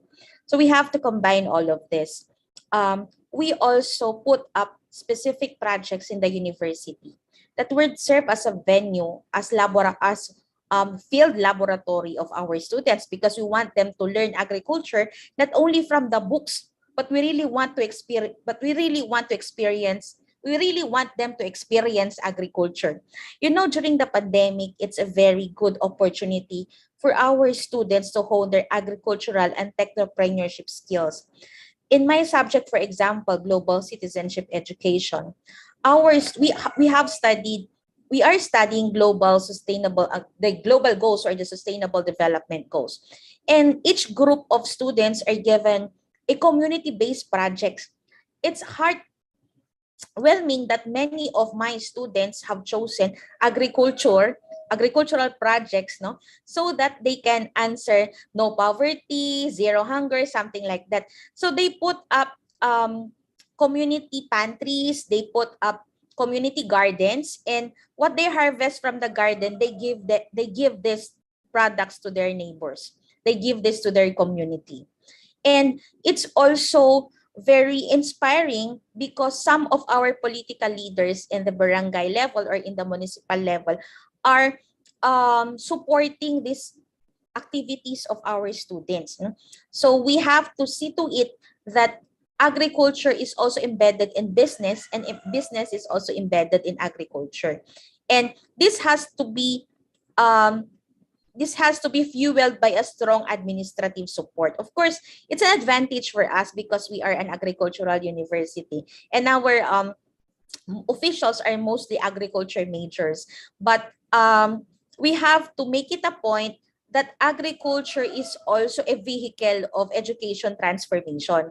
We have to educate people how important is agriculture, and how would this venture be would this venture be one of the promising um, careers or professions in the world, because people in the past, especially our students, would just think that they don't want to study agriculture because they will just be in the farm. But there is much money in farming business. If you will be visiting, especially countries in North America, Canada, something like that, the millionaires or billionaires there are agriculturists. So we have to sustain inspiration among our students by giving them concrete examples. And of course, we always support them. So that's how we do it in the university. And just what I say, we receive grants from various agencies supporting our agriculture program. So if our student has an agriculture project and that answers and that is related to entrepreneurship or agripreneurship, we give them small grants to start as a startup project. Okay. Right. So Maulana, does it answer your question?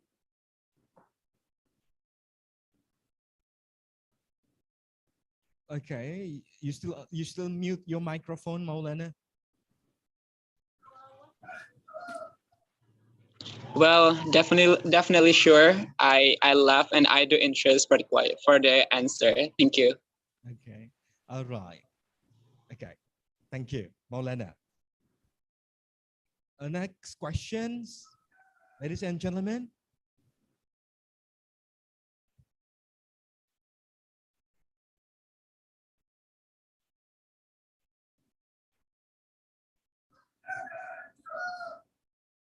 Okay. So while waiting for the questions, Dr. Christine, it seems that I heard the sound of chicken and also dogs. Yeah. Actually, I am on a birthday leave today, so I'm staying at home. And my chickens and my dogs, usually when I deliver talks, they seemingly they know that I am busy for the moment, and they would give off those sounds. I'm living in a province. That's why that's the situation or environment here. See, well, it's normal because in my environment also there are chicken and dogs and cats, and yeah, sometimes our livelihood is just next to the farms. Yeah. All right, Dr. Christine, there is a questioner from Kim Yanti. Hello, Kim Yanti. Can you hear me? Yes, sir. All right. Seems that you have got a question. Please mention your question.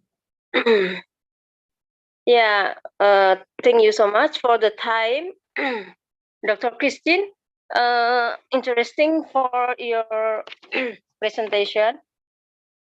Regarding this technopreneurship has recently become increasingly attractive because it is able to offer solution or substitutes for goods and services for daily needs. What about from the aspect of customer protection? For example, related is the agriculture is I will take the sample. If we buy food for online, then accidentally cause the allergies because there is no written agreement. Then there is very limited communication with the marketplace. So that directly we cannot communicate directly to the buyer. So it is difficult to give the complaint to the buyer directly. So what is your opinion regarding this this era about this security of online food, means for selling food online. Okay, thank you, Dr. Christine. All right. Okay, thank you, Kim Yanti. Thank you. Okay. Did you get the point, Dr. Christine? It's about And the consumer protection problems. Yeah. Yeah, in the Philippines, we have a lot of business platforms, online business platforms. And you're correct in telling us that sometimes the rights of the consumer is not protected. Taking Shopee, for example, I don't know if you are familiar with Shopee. Yeah, I'm Yeah. familiar actually in Indonesia. Because of course in Shopee, they also sell even food products or agricultural products.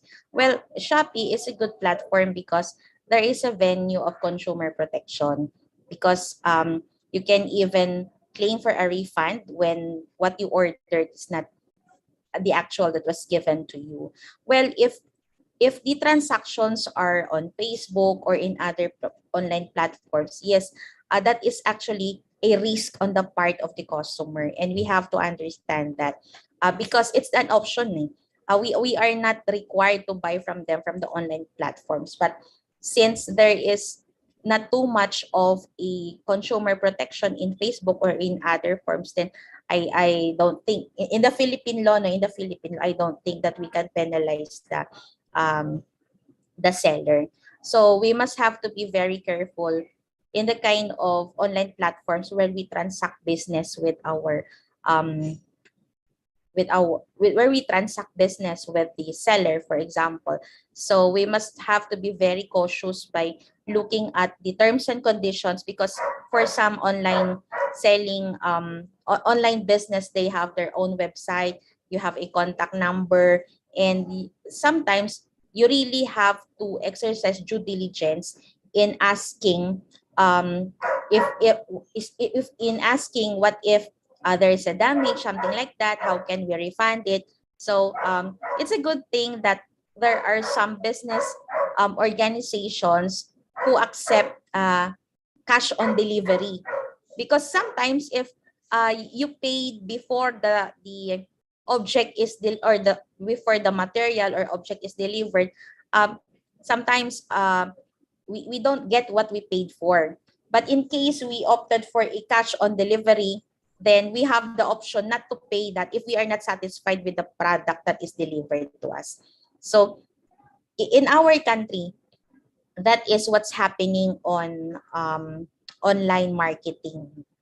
And but for agricultural products, for example, like fresh vegetables or fruits, we don't usually do online marketing because these are perishable products. So that's just delivered and picked up.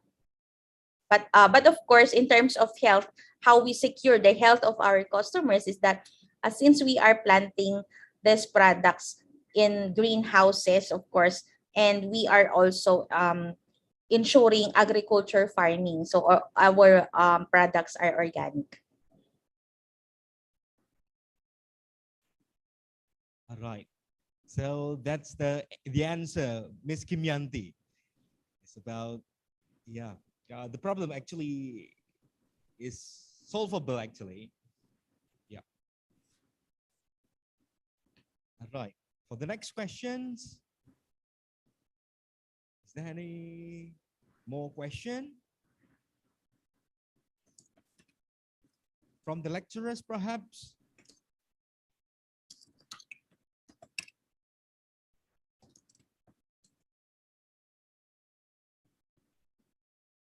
Okay.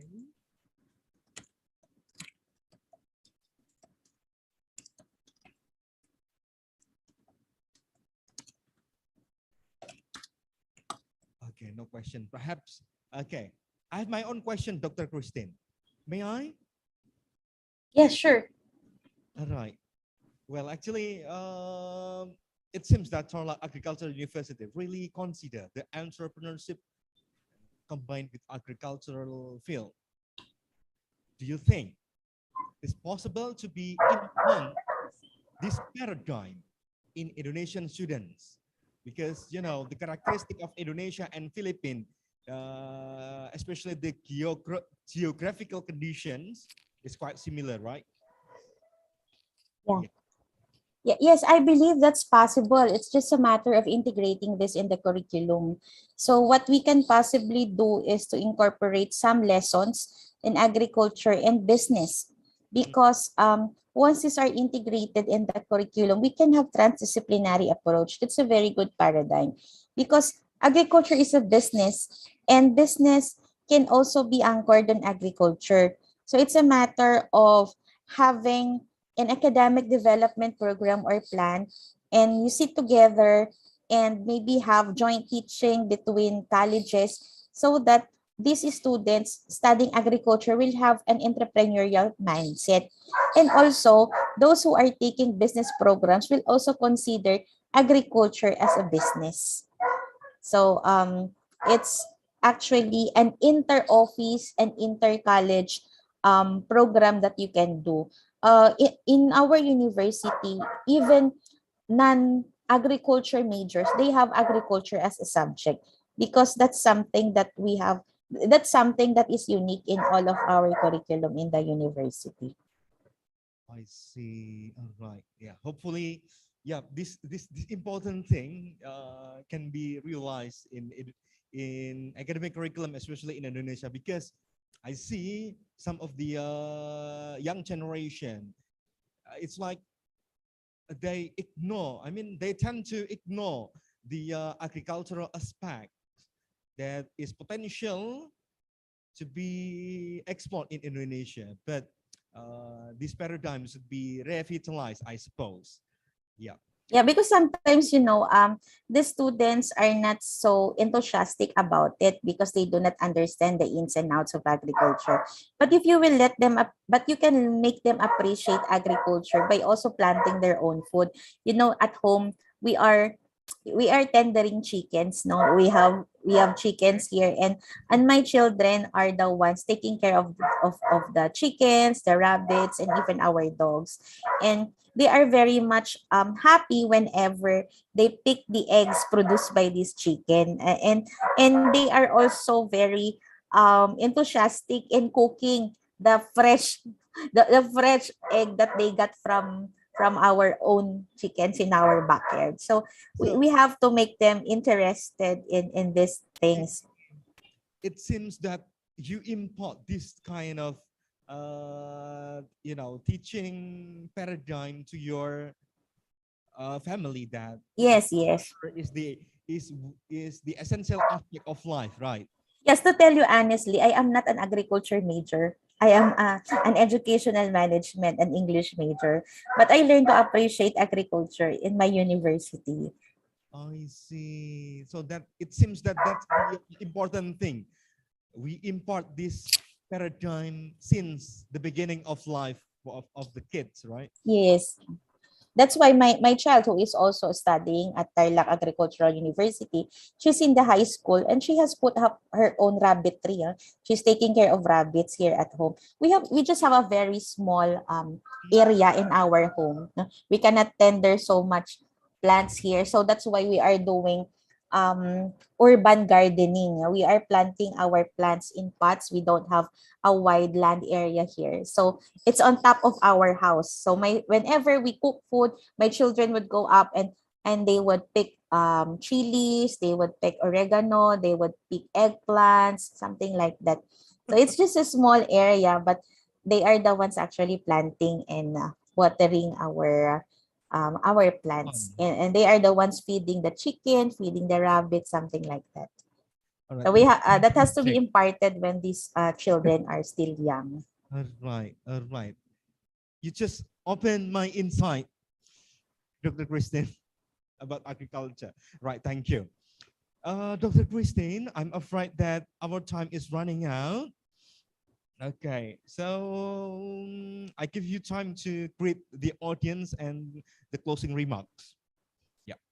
Okay, so thank you very much, Rizky, and the rest of the officials and faculty from Yvette University. We're very thankful and honor that you have accepted as a partner. I believe this is only the start of a fruitful collaboration among our institutions.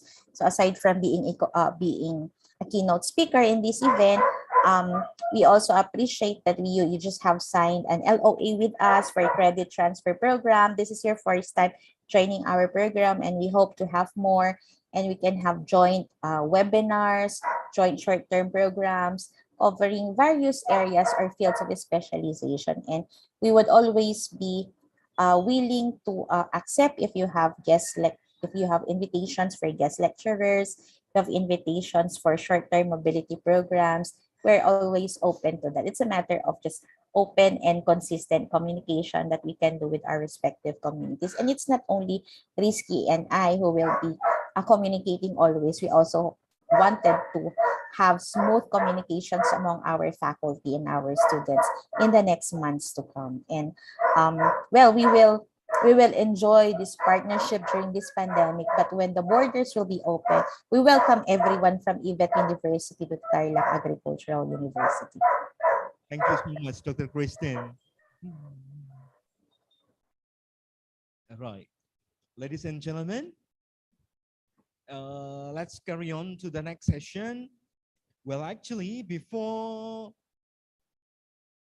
we move on to the next session, let's watch the warm greetings or warm regards from our international students. Let's watch the video from one of students in IVET University who live in Iran. Okay, please.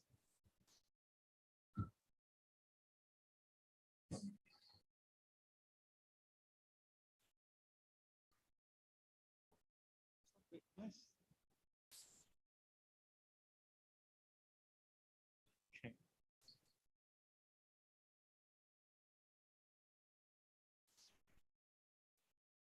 Okay, while waiting for the video, let me make it sure that our last keynote speaker, Mr. Jumri, is already on this meeting. Mr. Jumri, are you there? Hello, Mr. Rizky. I'm here. Okay, thank you, Mr. Jumri. Okay. For your session, let's watch warm greetings from Masha.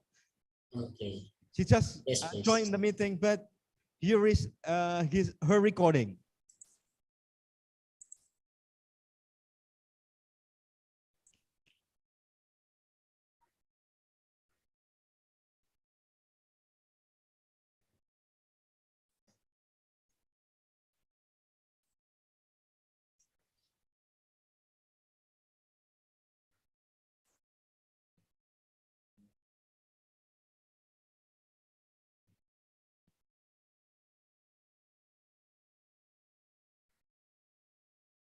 I say thank you to Mr. Rizky. Hi, Mr. Rizky, and his.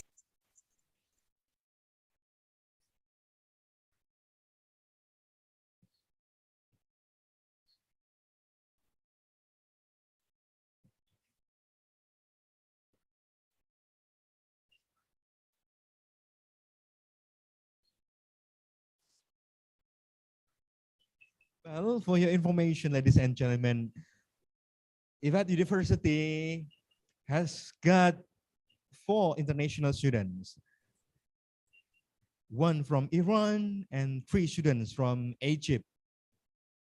The one that you saw, the video on the meeting, is from Egypt. And the next one we are going to watch is from Iran. She just joined our meeting and asked the question from to Mr. Dega. Okay.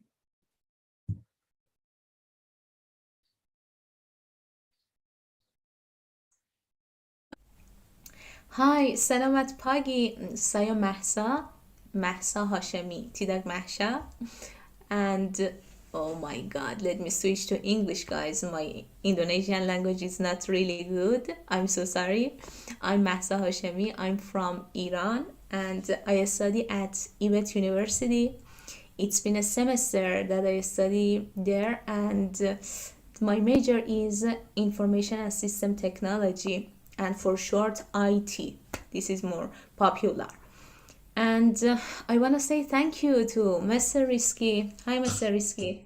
And his team. You are so kind to me. Thank you for inviting me.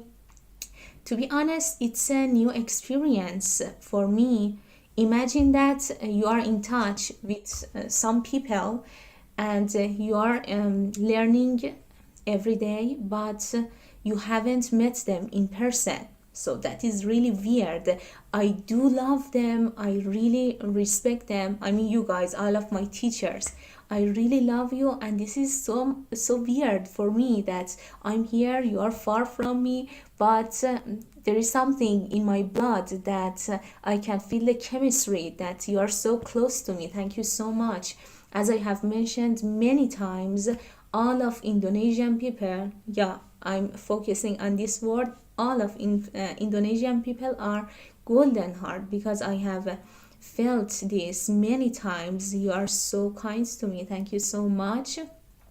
And about IVET University and the teachers, you are so professional.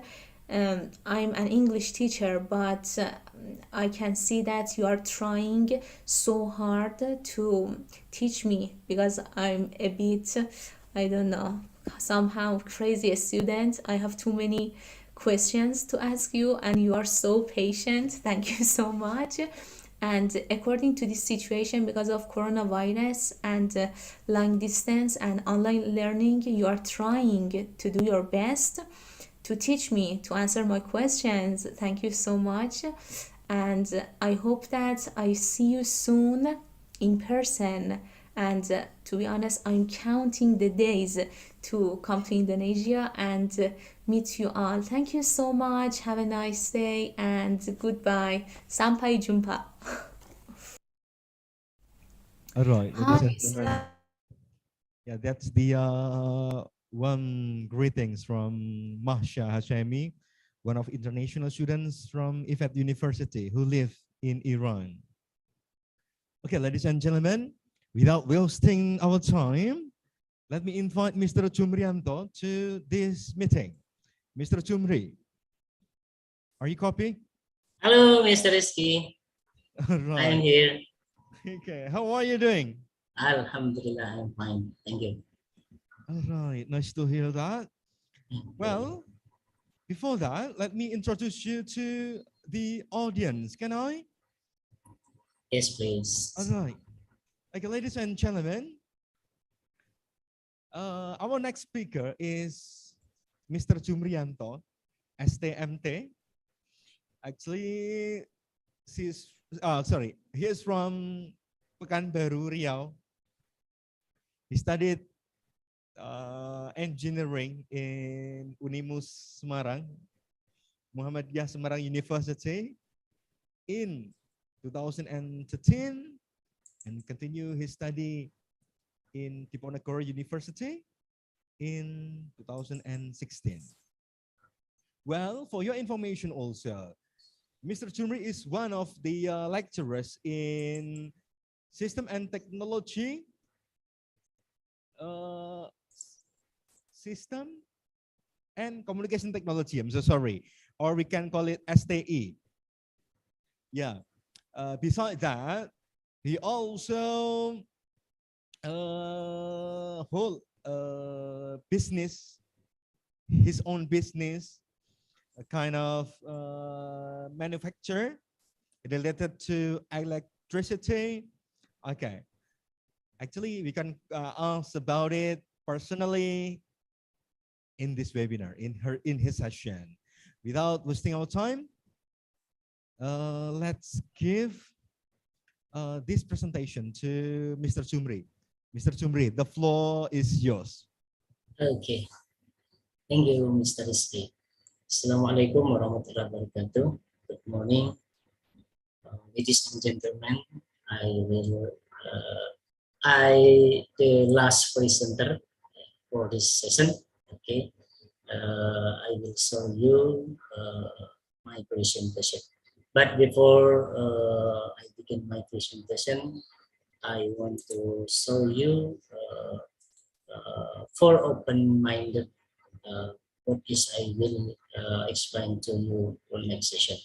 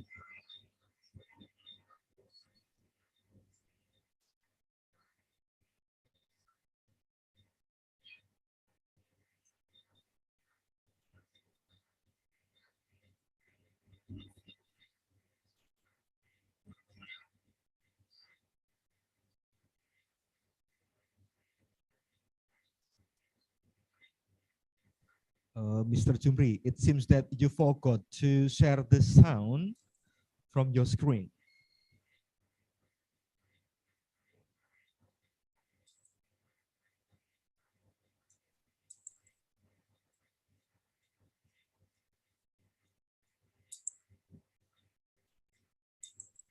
Okay, Mr. Rizky, thank you. I will share my screen for my presentation.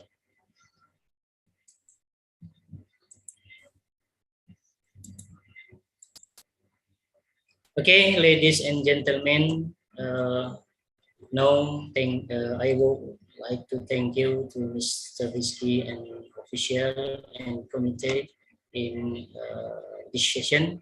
We will study about technopreneurship opportunities in the era of digital television. Okay, Mr. Rizky.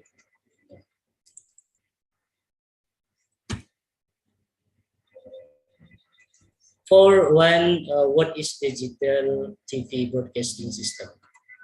The advantage, the better signal quality, optimal use of frequency channel, efficient use of frequency due to capability, efficient use the frequency spectrum, use frequency channel is more varied, new business opportunities in broadcasting, improve service quality, efficient use of infrastructure, growing new business opportunities, namely infrastructure provider, analog TV system, spare parts are no longer produced by the factory. Yeah. A general description. For to know about digital television, foreign broadcast intervention, especially in border area, blind spot or equitable distribution of information. The use of analog mixed frequency was full on inefficient, and the national security and personal encryption. Why the Indonesian government migrates to the analog television to digital television? For one, the clean the picture, then clear the sound and advanced technology. Yeah. What for broadcasting institution, yeah, and for economic recovery, the digital dividend 90 megahertz to increase broadband internet to encourage strategic sector transformation and digital economy. So Indonesian government have to 90 megahertz to preparation for 5G system on internet in Indonesia.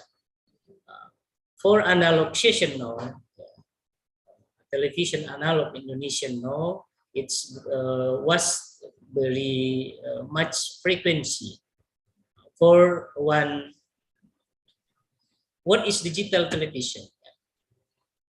In Singapore, had to begin in 2006. Yeah, Singapore official start HD TV trial. In Vietnam, full HD, yeah, in 2007.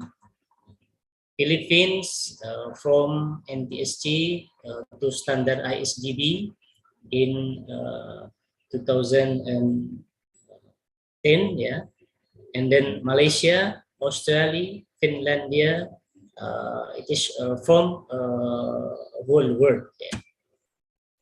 What is digital standard television? There are 3 digital television broadcast standard in the world. For one, ATSC, Advanced Television System Committee. It is using in USA. And then DVB, Digital Video Broadcasting. It is used by Europe country. And ISDB, Integrated Services Digital Broadcasting. It is used by Japan, Spain, and Brazil. Okay. We will see terrestrial transmission system around the worldwide competition. In this green, it is ATSC, Advanced Television System Committee, and blue, yeah, blue, Digital Video Broadcasting in Europe. And then ISDB, Integrated Service, it is used by Japan and Brazil. And then DMB, Digital Multimedia Broadcasting, used by China. Yeah, it is from China. If we see the DVB-T standard by population, yeah, more than 100 countries using DVB-T standard television digital.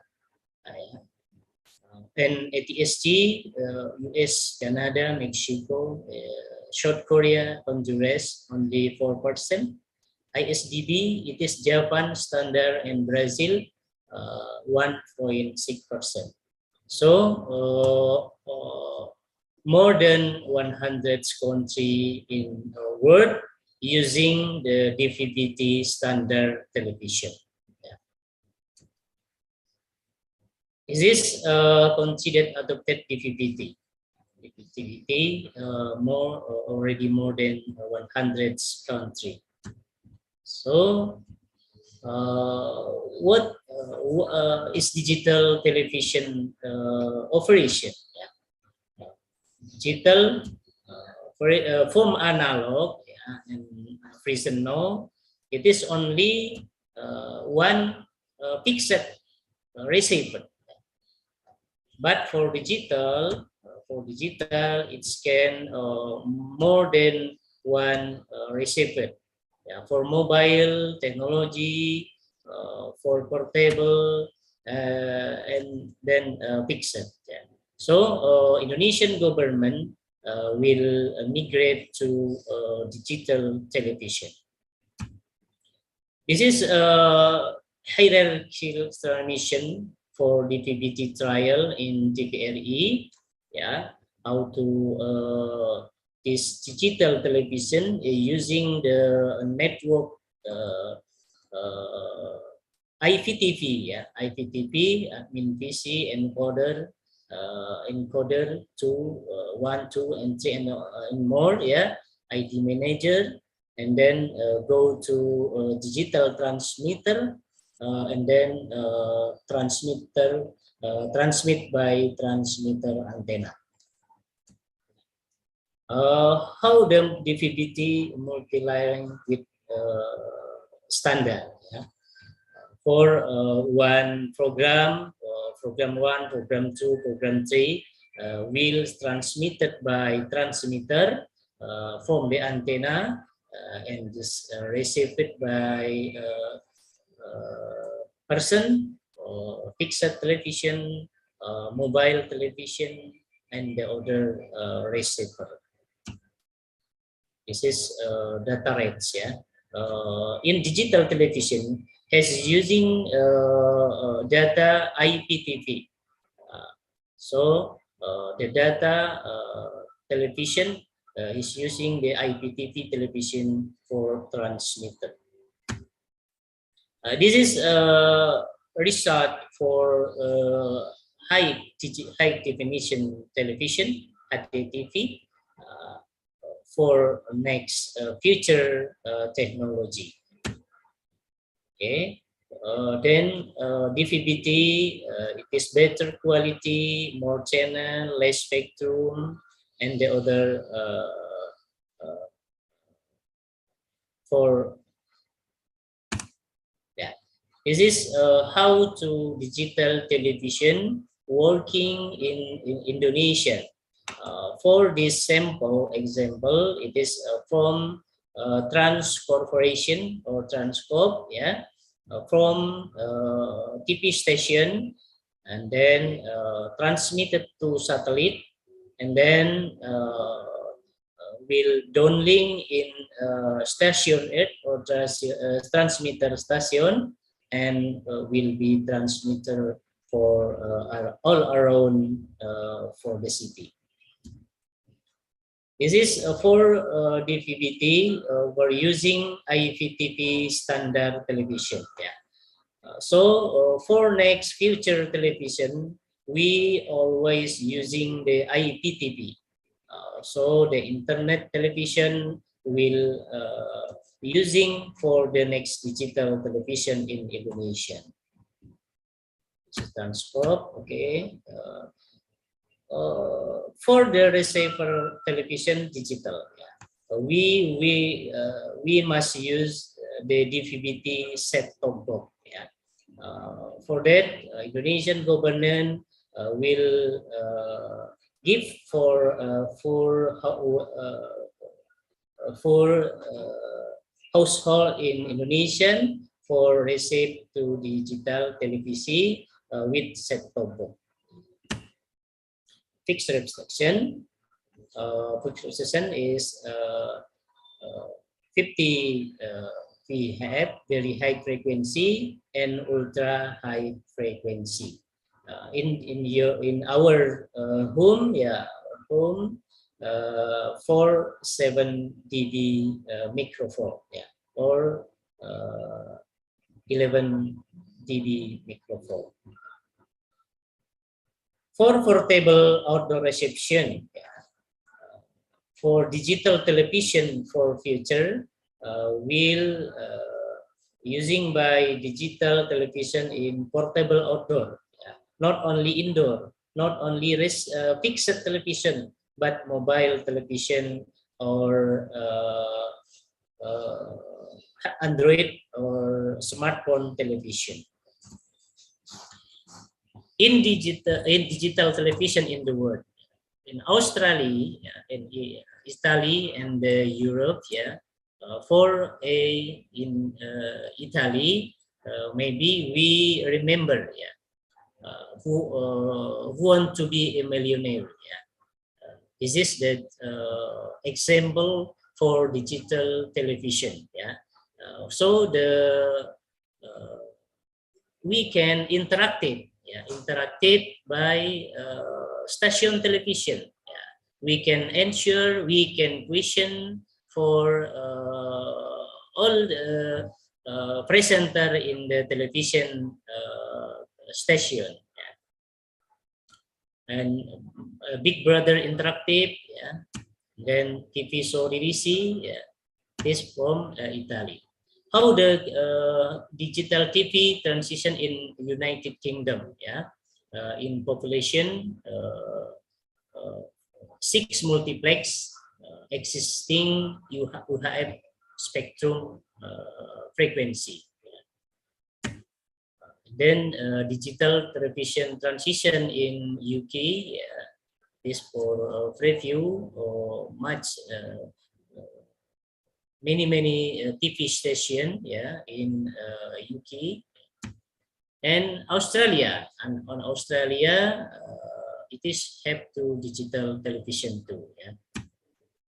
And then from Australia, how to television, the transmitter system with helicopter, yeah, with helicopter for using the system antenna television. And then in New Zealand, yeah, in New Zealand had to digital television too. In Singapore, have to mobile TV digital television with TV to go first, yeah, first transmitter is installed in Bukit Timah Hill Tower in Singapore. It is currently transmitting DVB-H trial channel since July 2007.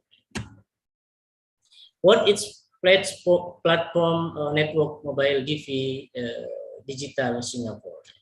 Yeah, so interactive service, yeah, from content 1, content 1, content 2, content 3, and content and other, yeah.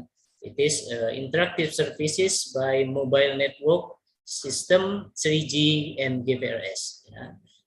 But for next future, we'll using the 5G system, yeah, not only 3G, but we'll using the 5G system. Yeah, this will encapsulator and transmitted by base station receiver, yeah, and then for television, for mobile service, fixed service, train service, and the other services.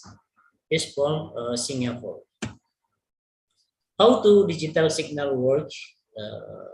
For analog, it is only one channel, it is one provider, one program. But for digital, yeah, one channel using 4 until 8 or 7 program. Yeah, it is for digital. So it is can using the digital television is good, very good signal from the analog. Is the mindset for digital television, yeah, for digital 1, 2, 3 provider or channel, it is can multiplex by one channel and combine only using one antenna system. It is for transmitter. So for next future, the content will aggregation, distribution, archiving with by microwave, by fiber, by satellite, and receive it by our television. Yeah. Maybe our television satellite, our broadband, our terrestrial TV, our IPTV, and mobile television. How the digital radio frequency measurement? Yeah. For analog, only one program for each channel. You can see the video, chroma, and audio. But for digital, many program for each channel. You cannot see the signal contribution, but all contribution become one signal. So the analog, you must measure the voltage signal. For the analog television, if you want a good reception in your home, you must have 60 dB microphone level. But for digital, yeah, only 50 dB microphone level. You will receive the television digital very clear, yeah, very clear. Yeah, the video very clear and the sound very clear. Yeah. How the antenna television in digital, antenna connected with 2 cable of equal length and a combiner, yes, it is artificial intelligence RX, and it is transmitted by antenna television digital. Yeah. And Indonesia, roadmap toward digital TV in Indonesia. From 2009, yeah, Indonesia have to planning how to migrate the Indonesia from analog television to digital television. but Indonesian governor, from Minister of Communication and Information has try and for this year, on 2 November will migrate all TV digital turn on, analog will be switched off. Okay. What legal condition to migrate to the digital? The law of Republic Indonesia, number 11 of 2020, concerning a job creation, and then other, regulation of the Minister of Communication and Information Technology for concerning amendment to regulation the Minister of Communication and Information Technology number 6 of 2020 in concerning broadcasting. This is a roadmap, for digital migrate from analog television to digital television. This is also analog switch off. Analog switch off will held on November in 2022. This year, the analog television will switch off, and for the next, Indonesian will on air with digital television after November 2022. It is for now, it is simulcast analog and digital become together. And analog switch off, before analog switch off, we must have to one, the digital TV broadcast quality, digital broadcast multiplexing infrastructure, have Indonesian government have ready to migrate, and digital television program, digital television system, and socialization to the communities.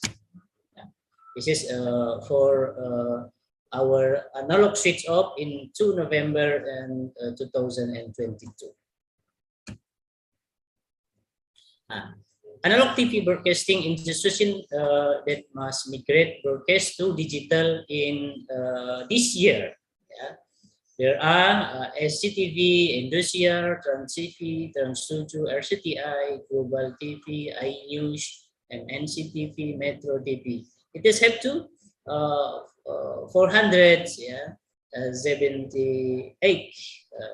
television, and then for SSC system, stasiun jaringan network stasiun system, it is for ANTV, TV1, RTV, Jawa Post, Kompas TV, or channel INTV, IMTV, and NetTV.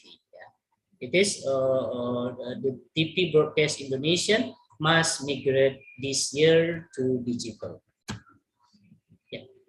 This is also proposal by steps. In step 1, in Indonesian, Banda Aceh, Batam, Serang, Samarinda, Tarakan, and Nunukan. And step 2, until 30 December and 2021. Border area and Riau and Nusa Tenggara Timur, and then kabupaten, kota, or after ASO step 1, and step 3 until 30 Maret 2022, Padang, Pekanbaru, Jambi, Pangkal Pinang, Bandar Lampung, Pontianak, and other city, and step 4 for 17 Agustus in 2022, Jakarta, Bandung, Jogja, Semarang, and Semarang, Surakarta, Surabaya, and the other. And step 5 other kabupaten after 2 November 2022.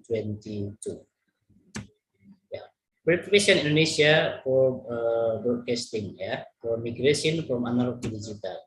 MNC multiplexer, MNC group.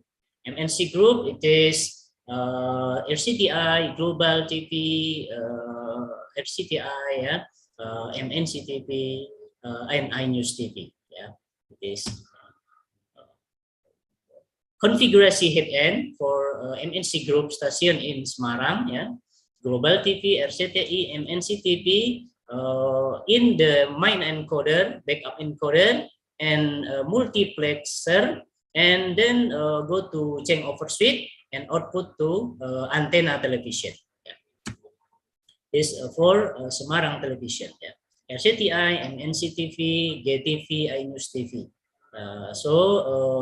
MUX for 33 megabyte per second. Yeah.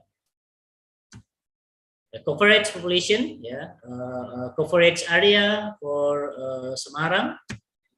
This is system antenna television system transmitter MNC Group in Semarang, Bukit Sari Gombel. Yeah, this is the station, the office. Yeah.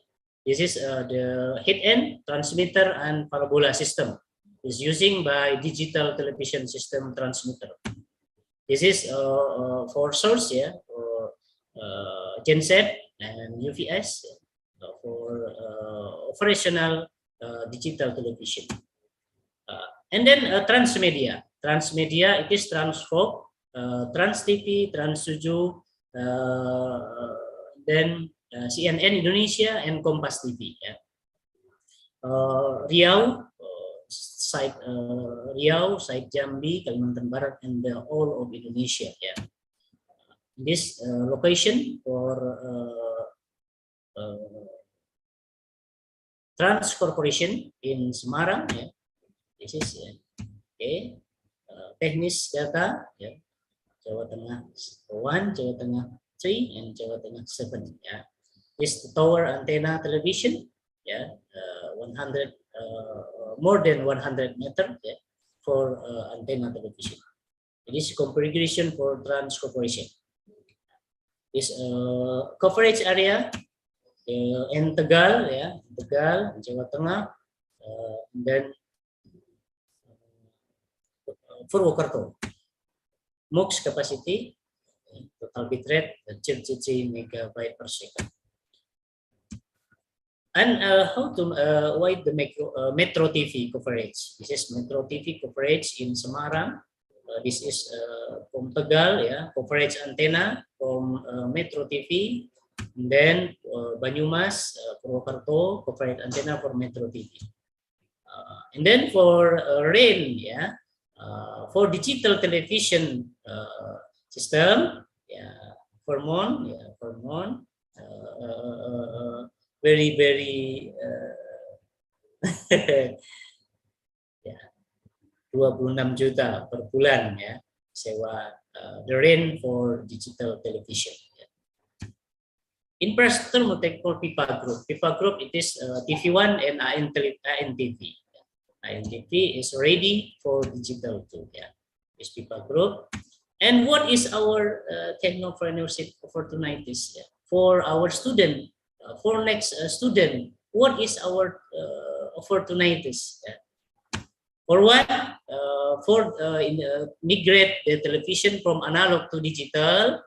It is all student will become the multimedia system engineering, yeah, content creator, yeah. From your mobile phone, from your handphone, you can make the multimedia system a content creator. Yeah. And then database administrator, manage information system, responsible for network security, and audio main in television system. It is audio main, yeah, audio main, and then it is our opportunity for student the next for future, yeah, for future opportunities for event student, yeah. Broadcaster, and then camera person, and then film crew, yeah, in television digital, and then filmmaker, and then floor director, yeah, floor director for in studio, yeah, this floor director for direction the patient and the other, yeah, for television. and you can become IT network engineer based IPTP. Yeah? The student of IPED must IT network engineer based IPTP. It is using in television digital. Okay. And then our opportunities Mr. is Jumri. yes, Mr. Mr. Jumri. Okay. Can you wrap up the remaining slides? Okay. So we are running out of time, and let's just after that we can just carry on to the next question and answer session. Okay, Master Rizky. 1 minute, yeah. Okay, please. Okay, 1 please. minute, and then opportunity, media, licensing, copyright, patent, property, ID, laws, protection, license, yeah. And then planning and scheduling. For television, yeah, it is planning and scheduling very important. And then production house, you can make the production house, and you can become a media research and development, and you can become studio designer, you can become the TV programming, you can become video editor, TV fashion design, makeup artist, lights engineer, and the other profession. Very much profession for opportunities for effect student for next future. Thank you, Mr. Rizky. I'm sorry. All right. Okay, thank you, Mr. Chumri, for your presentations. Ladies and gentlemen, let's carry on to the question and answer session. If you have any question, please raise your hand and mention your name and questions. Okay, while waiting for the questions, Mr. Chumri, your presentation is so it's so interesting when it comes to the technology development. Yes. Right now, the government of Indonesia also in the process of setting off the analog TV, right? And you also mentioned about some opportunities related to the digital industry. And perhaps could you, it's like,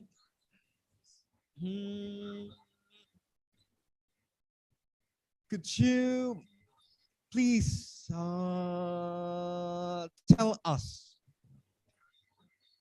the what's that? Yeah, in this current situation, while the government is on the process of setting off the analog TV, what can you suggest for the students to to welcome this era of digitalization? Yeah, Mr. Chumri, perhaps let me just open the questions. That's my question, Mr. Chumri. Perhaps you could just, while waiting for the questions, you can answer it beforehand. Okay. For your question, Mr. Rizky. Okay. Okay, I answer now. Yes, please. Yes, please. Okay, thank you. Okay, Mr. Rizky. So for what is student effect university for migrates from analog television to digital television? For one, and digital television system IPTV, it is using by digital television. So for information system, for informatica system, it is very important for digital television. So for maybe then important again, the student must make the content provider, maybe can make video, makes ads on, and then flyer. So in digital television, it is very important for the next our student. Thank you, Mr. Rizky. Thank you for the answer, Mr. Chumri. Mr. Chumri, you mentioned about the if I'm not forgotten, you start your own business in technology, right? Could you tell us a glimpse of it? Yeah. Yeah, Mr. Rizky. Okay. Yeah. A glimpse of it's like, could you give the contextual example when the while the students are still studying, can they start their entrepreneurship utilizing technology for it's like for their future? Can they start now? Okay. Okay, Mr. Rizky, for the opportunities, the student must hard study. For example, make the game technology. It is game technology, and game technology, it is very important. For the digital system television.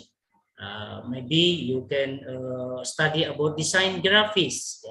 From design graphics, you can make the video, audio, and ads. Maybe you can make the production house. In your room, only in your room, only in one computer. You can make production house. You can editing video, you can record the video, you can upload with yourself. It is very so essential. All right. Okay. Yes, Thank you, essential. Mr. Chumri. It means that you want to emphasize that the digital literation is so important for the students in this current situation because they are the Z generation, that technology and all the aspect is integrated by technology and the internet. So it is inevitable, right? Yeah. Yes. All right. Next question, please. Yeah. Next question. Okay, Mr. Rizky. Yeah, okay. I From Mr. question? Stu. Okay. But I'm not in frame. Mr. Okay. Jumri, how are you? I am fine, Mr. Stu. Yeah. Yeah. Mr. Stu. Okay. I'm sorry, Thank you. I'm as master of ceremony, Okay. but I'll give you a question, Mr. Jumri. Okay. Thank you. Okay, Mr. Jumri, now the perception of society of our people in Indonesia, that is better to have a cell phone than a television. Because with cell phones, we can access more information than in television. So how in the future, is it more important to have a cell phone or television? In your opinion, thank you. Okay. Okay, Mrs. Stu. Yeah. For our future, in cell phone, smartphone, and television, it will keep the change. For the cell phone or smartphone, it is not free. You must buy packet data. But for television, it is free to air. You not buy the packet data. You only on your television. You will watch what the television program. But for cellular phone, smartphone, you must buy packet data. It is different. But so the cellular phone will using by millennial. So television will using by household, yeah, in our mother, yeah, in home, in house, yeah. So the television have self, yeah, self, and the cell phone, it is different, it is free or non-free, yeah. In cell phone you must buy packet data. In television you can watch it free, yeah. Because the frequency is owned by society, because Indonesian government make the television analog must migrate to digital television because it's free. Yeah. All right. Okay. Thank you, Mr. Sumri, for your fantastic knowledge that you have just shared to us. I'm sorry that our time is running out, Mr. Sumri. Okay. I give you time to close your presentation, please. Mr. Sumri, I give you time to. Sorry. Okay. Do you have something to say to close your presentation?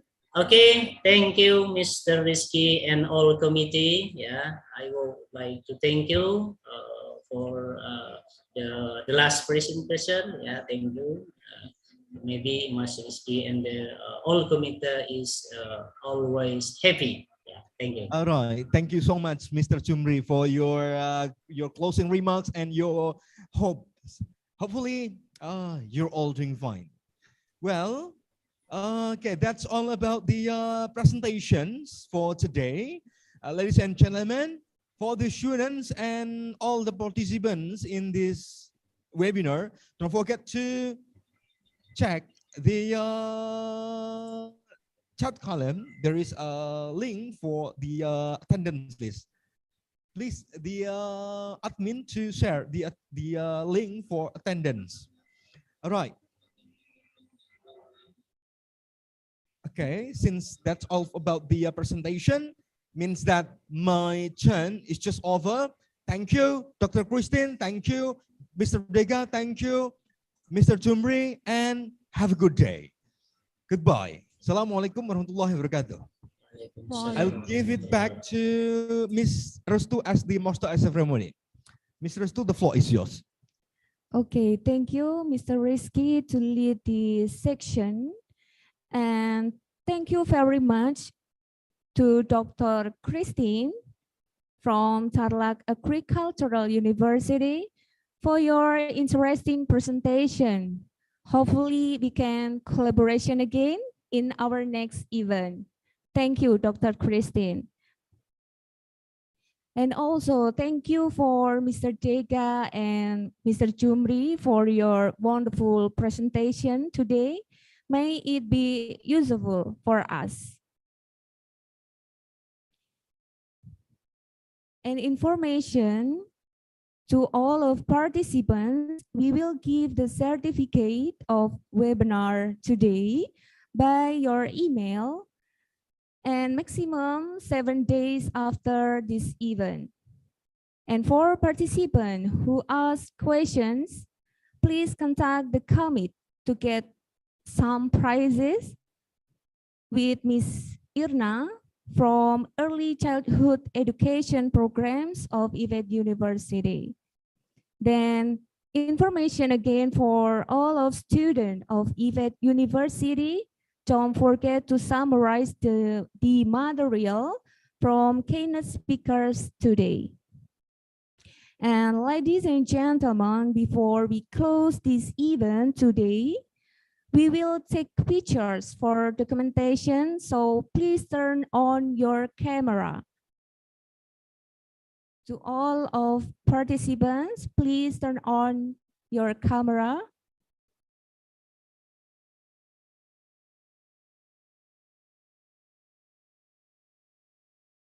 Okay.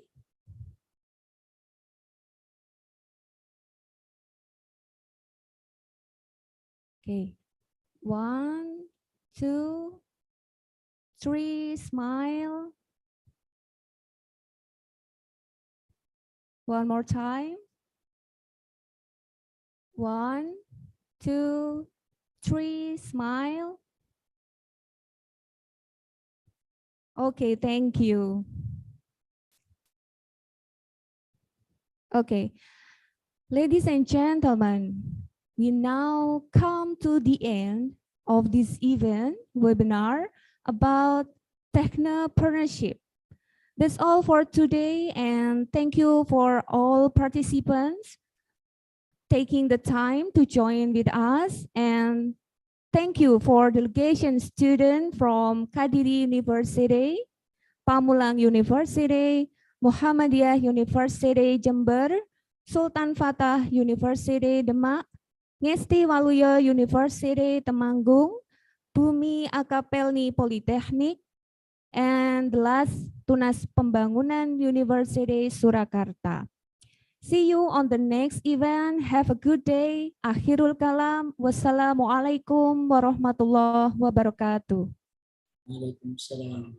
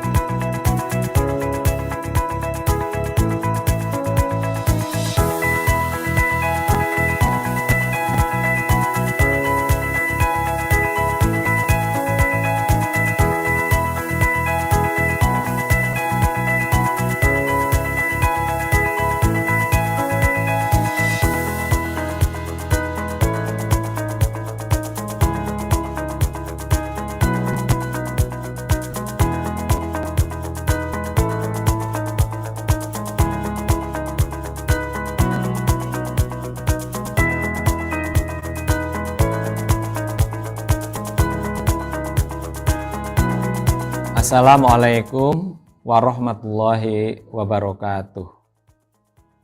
IFET University or UNISFET is an amalgamation of two universities, namely IKI Veteran and Shipbuilding Academy in 2019, which has a vision to become a university which are excellent, innovative, contributive, that produces professionals, technopreneurs, and international reputation.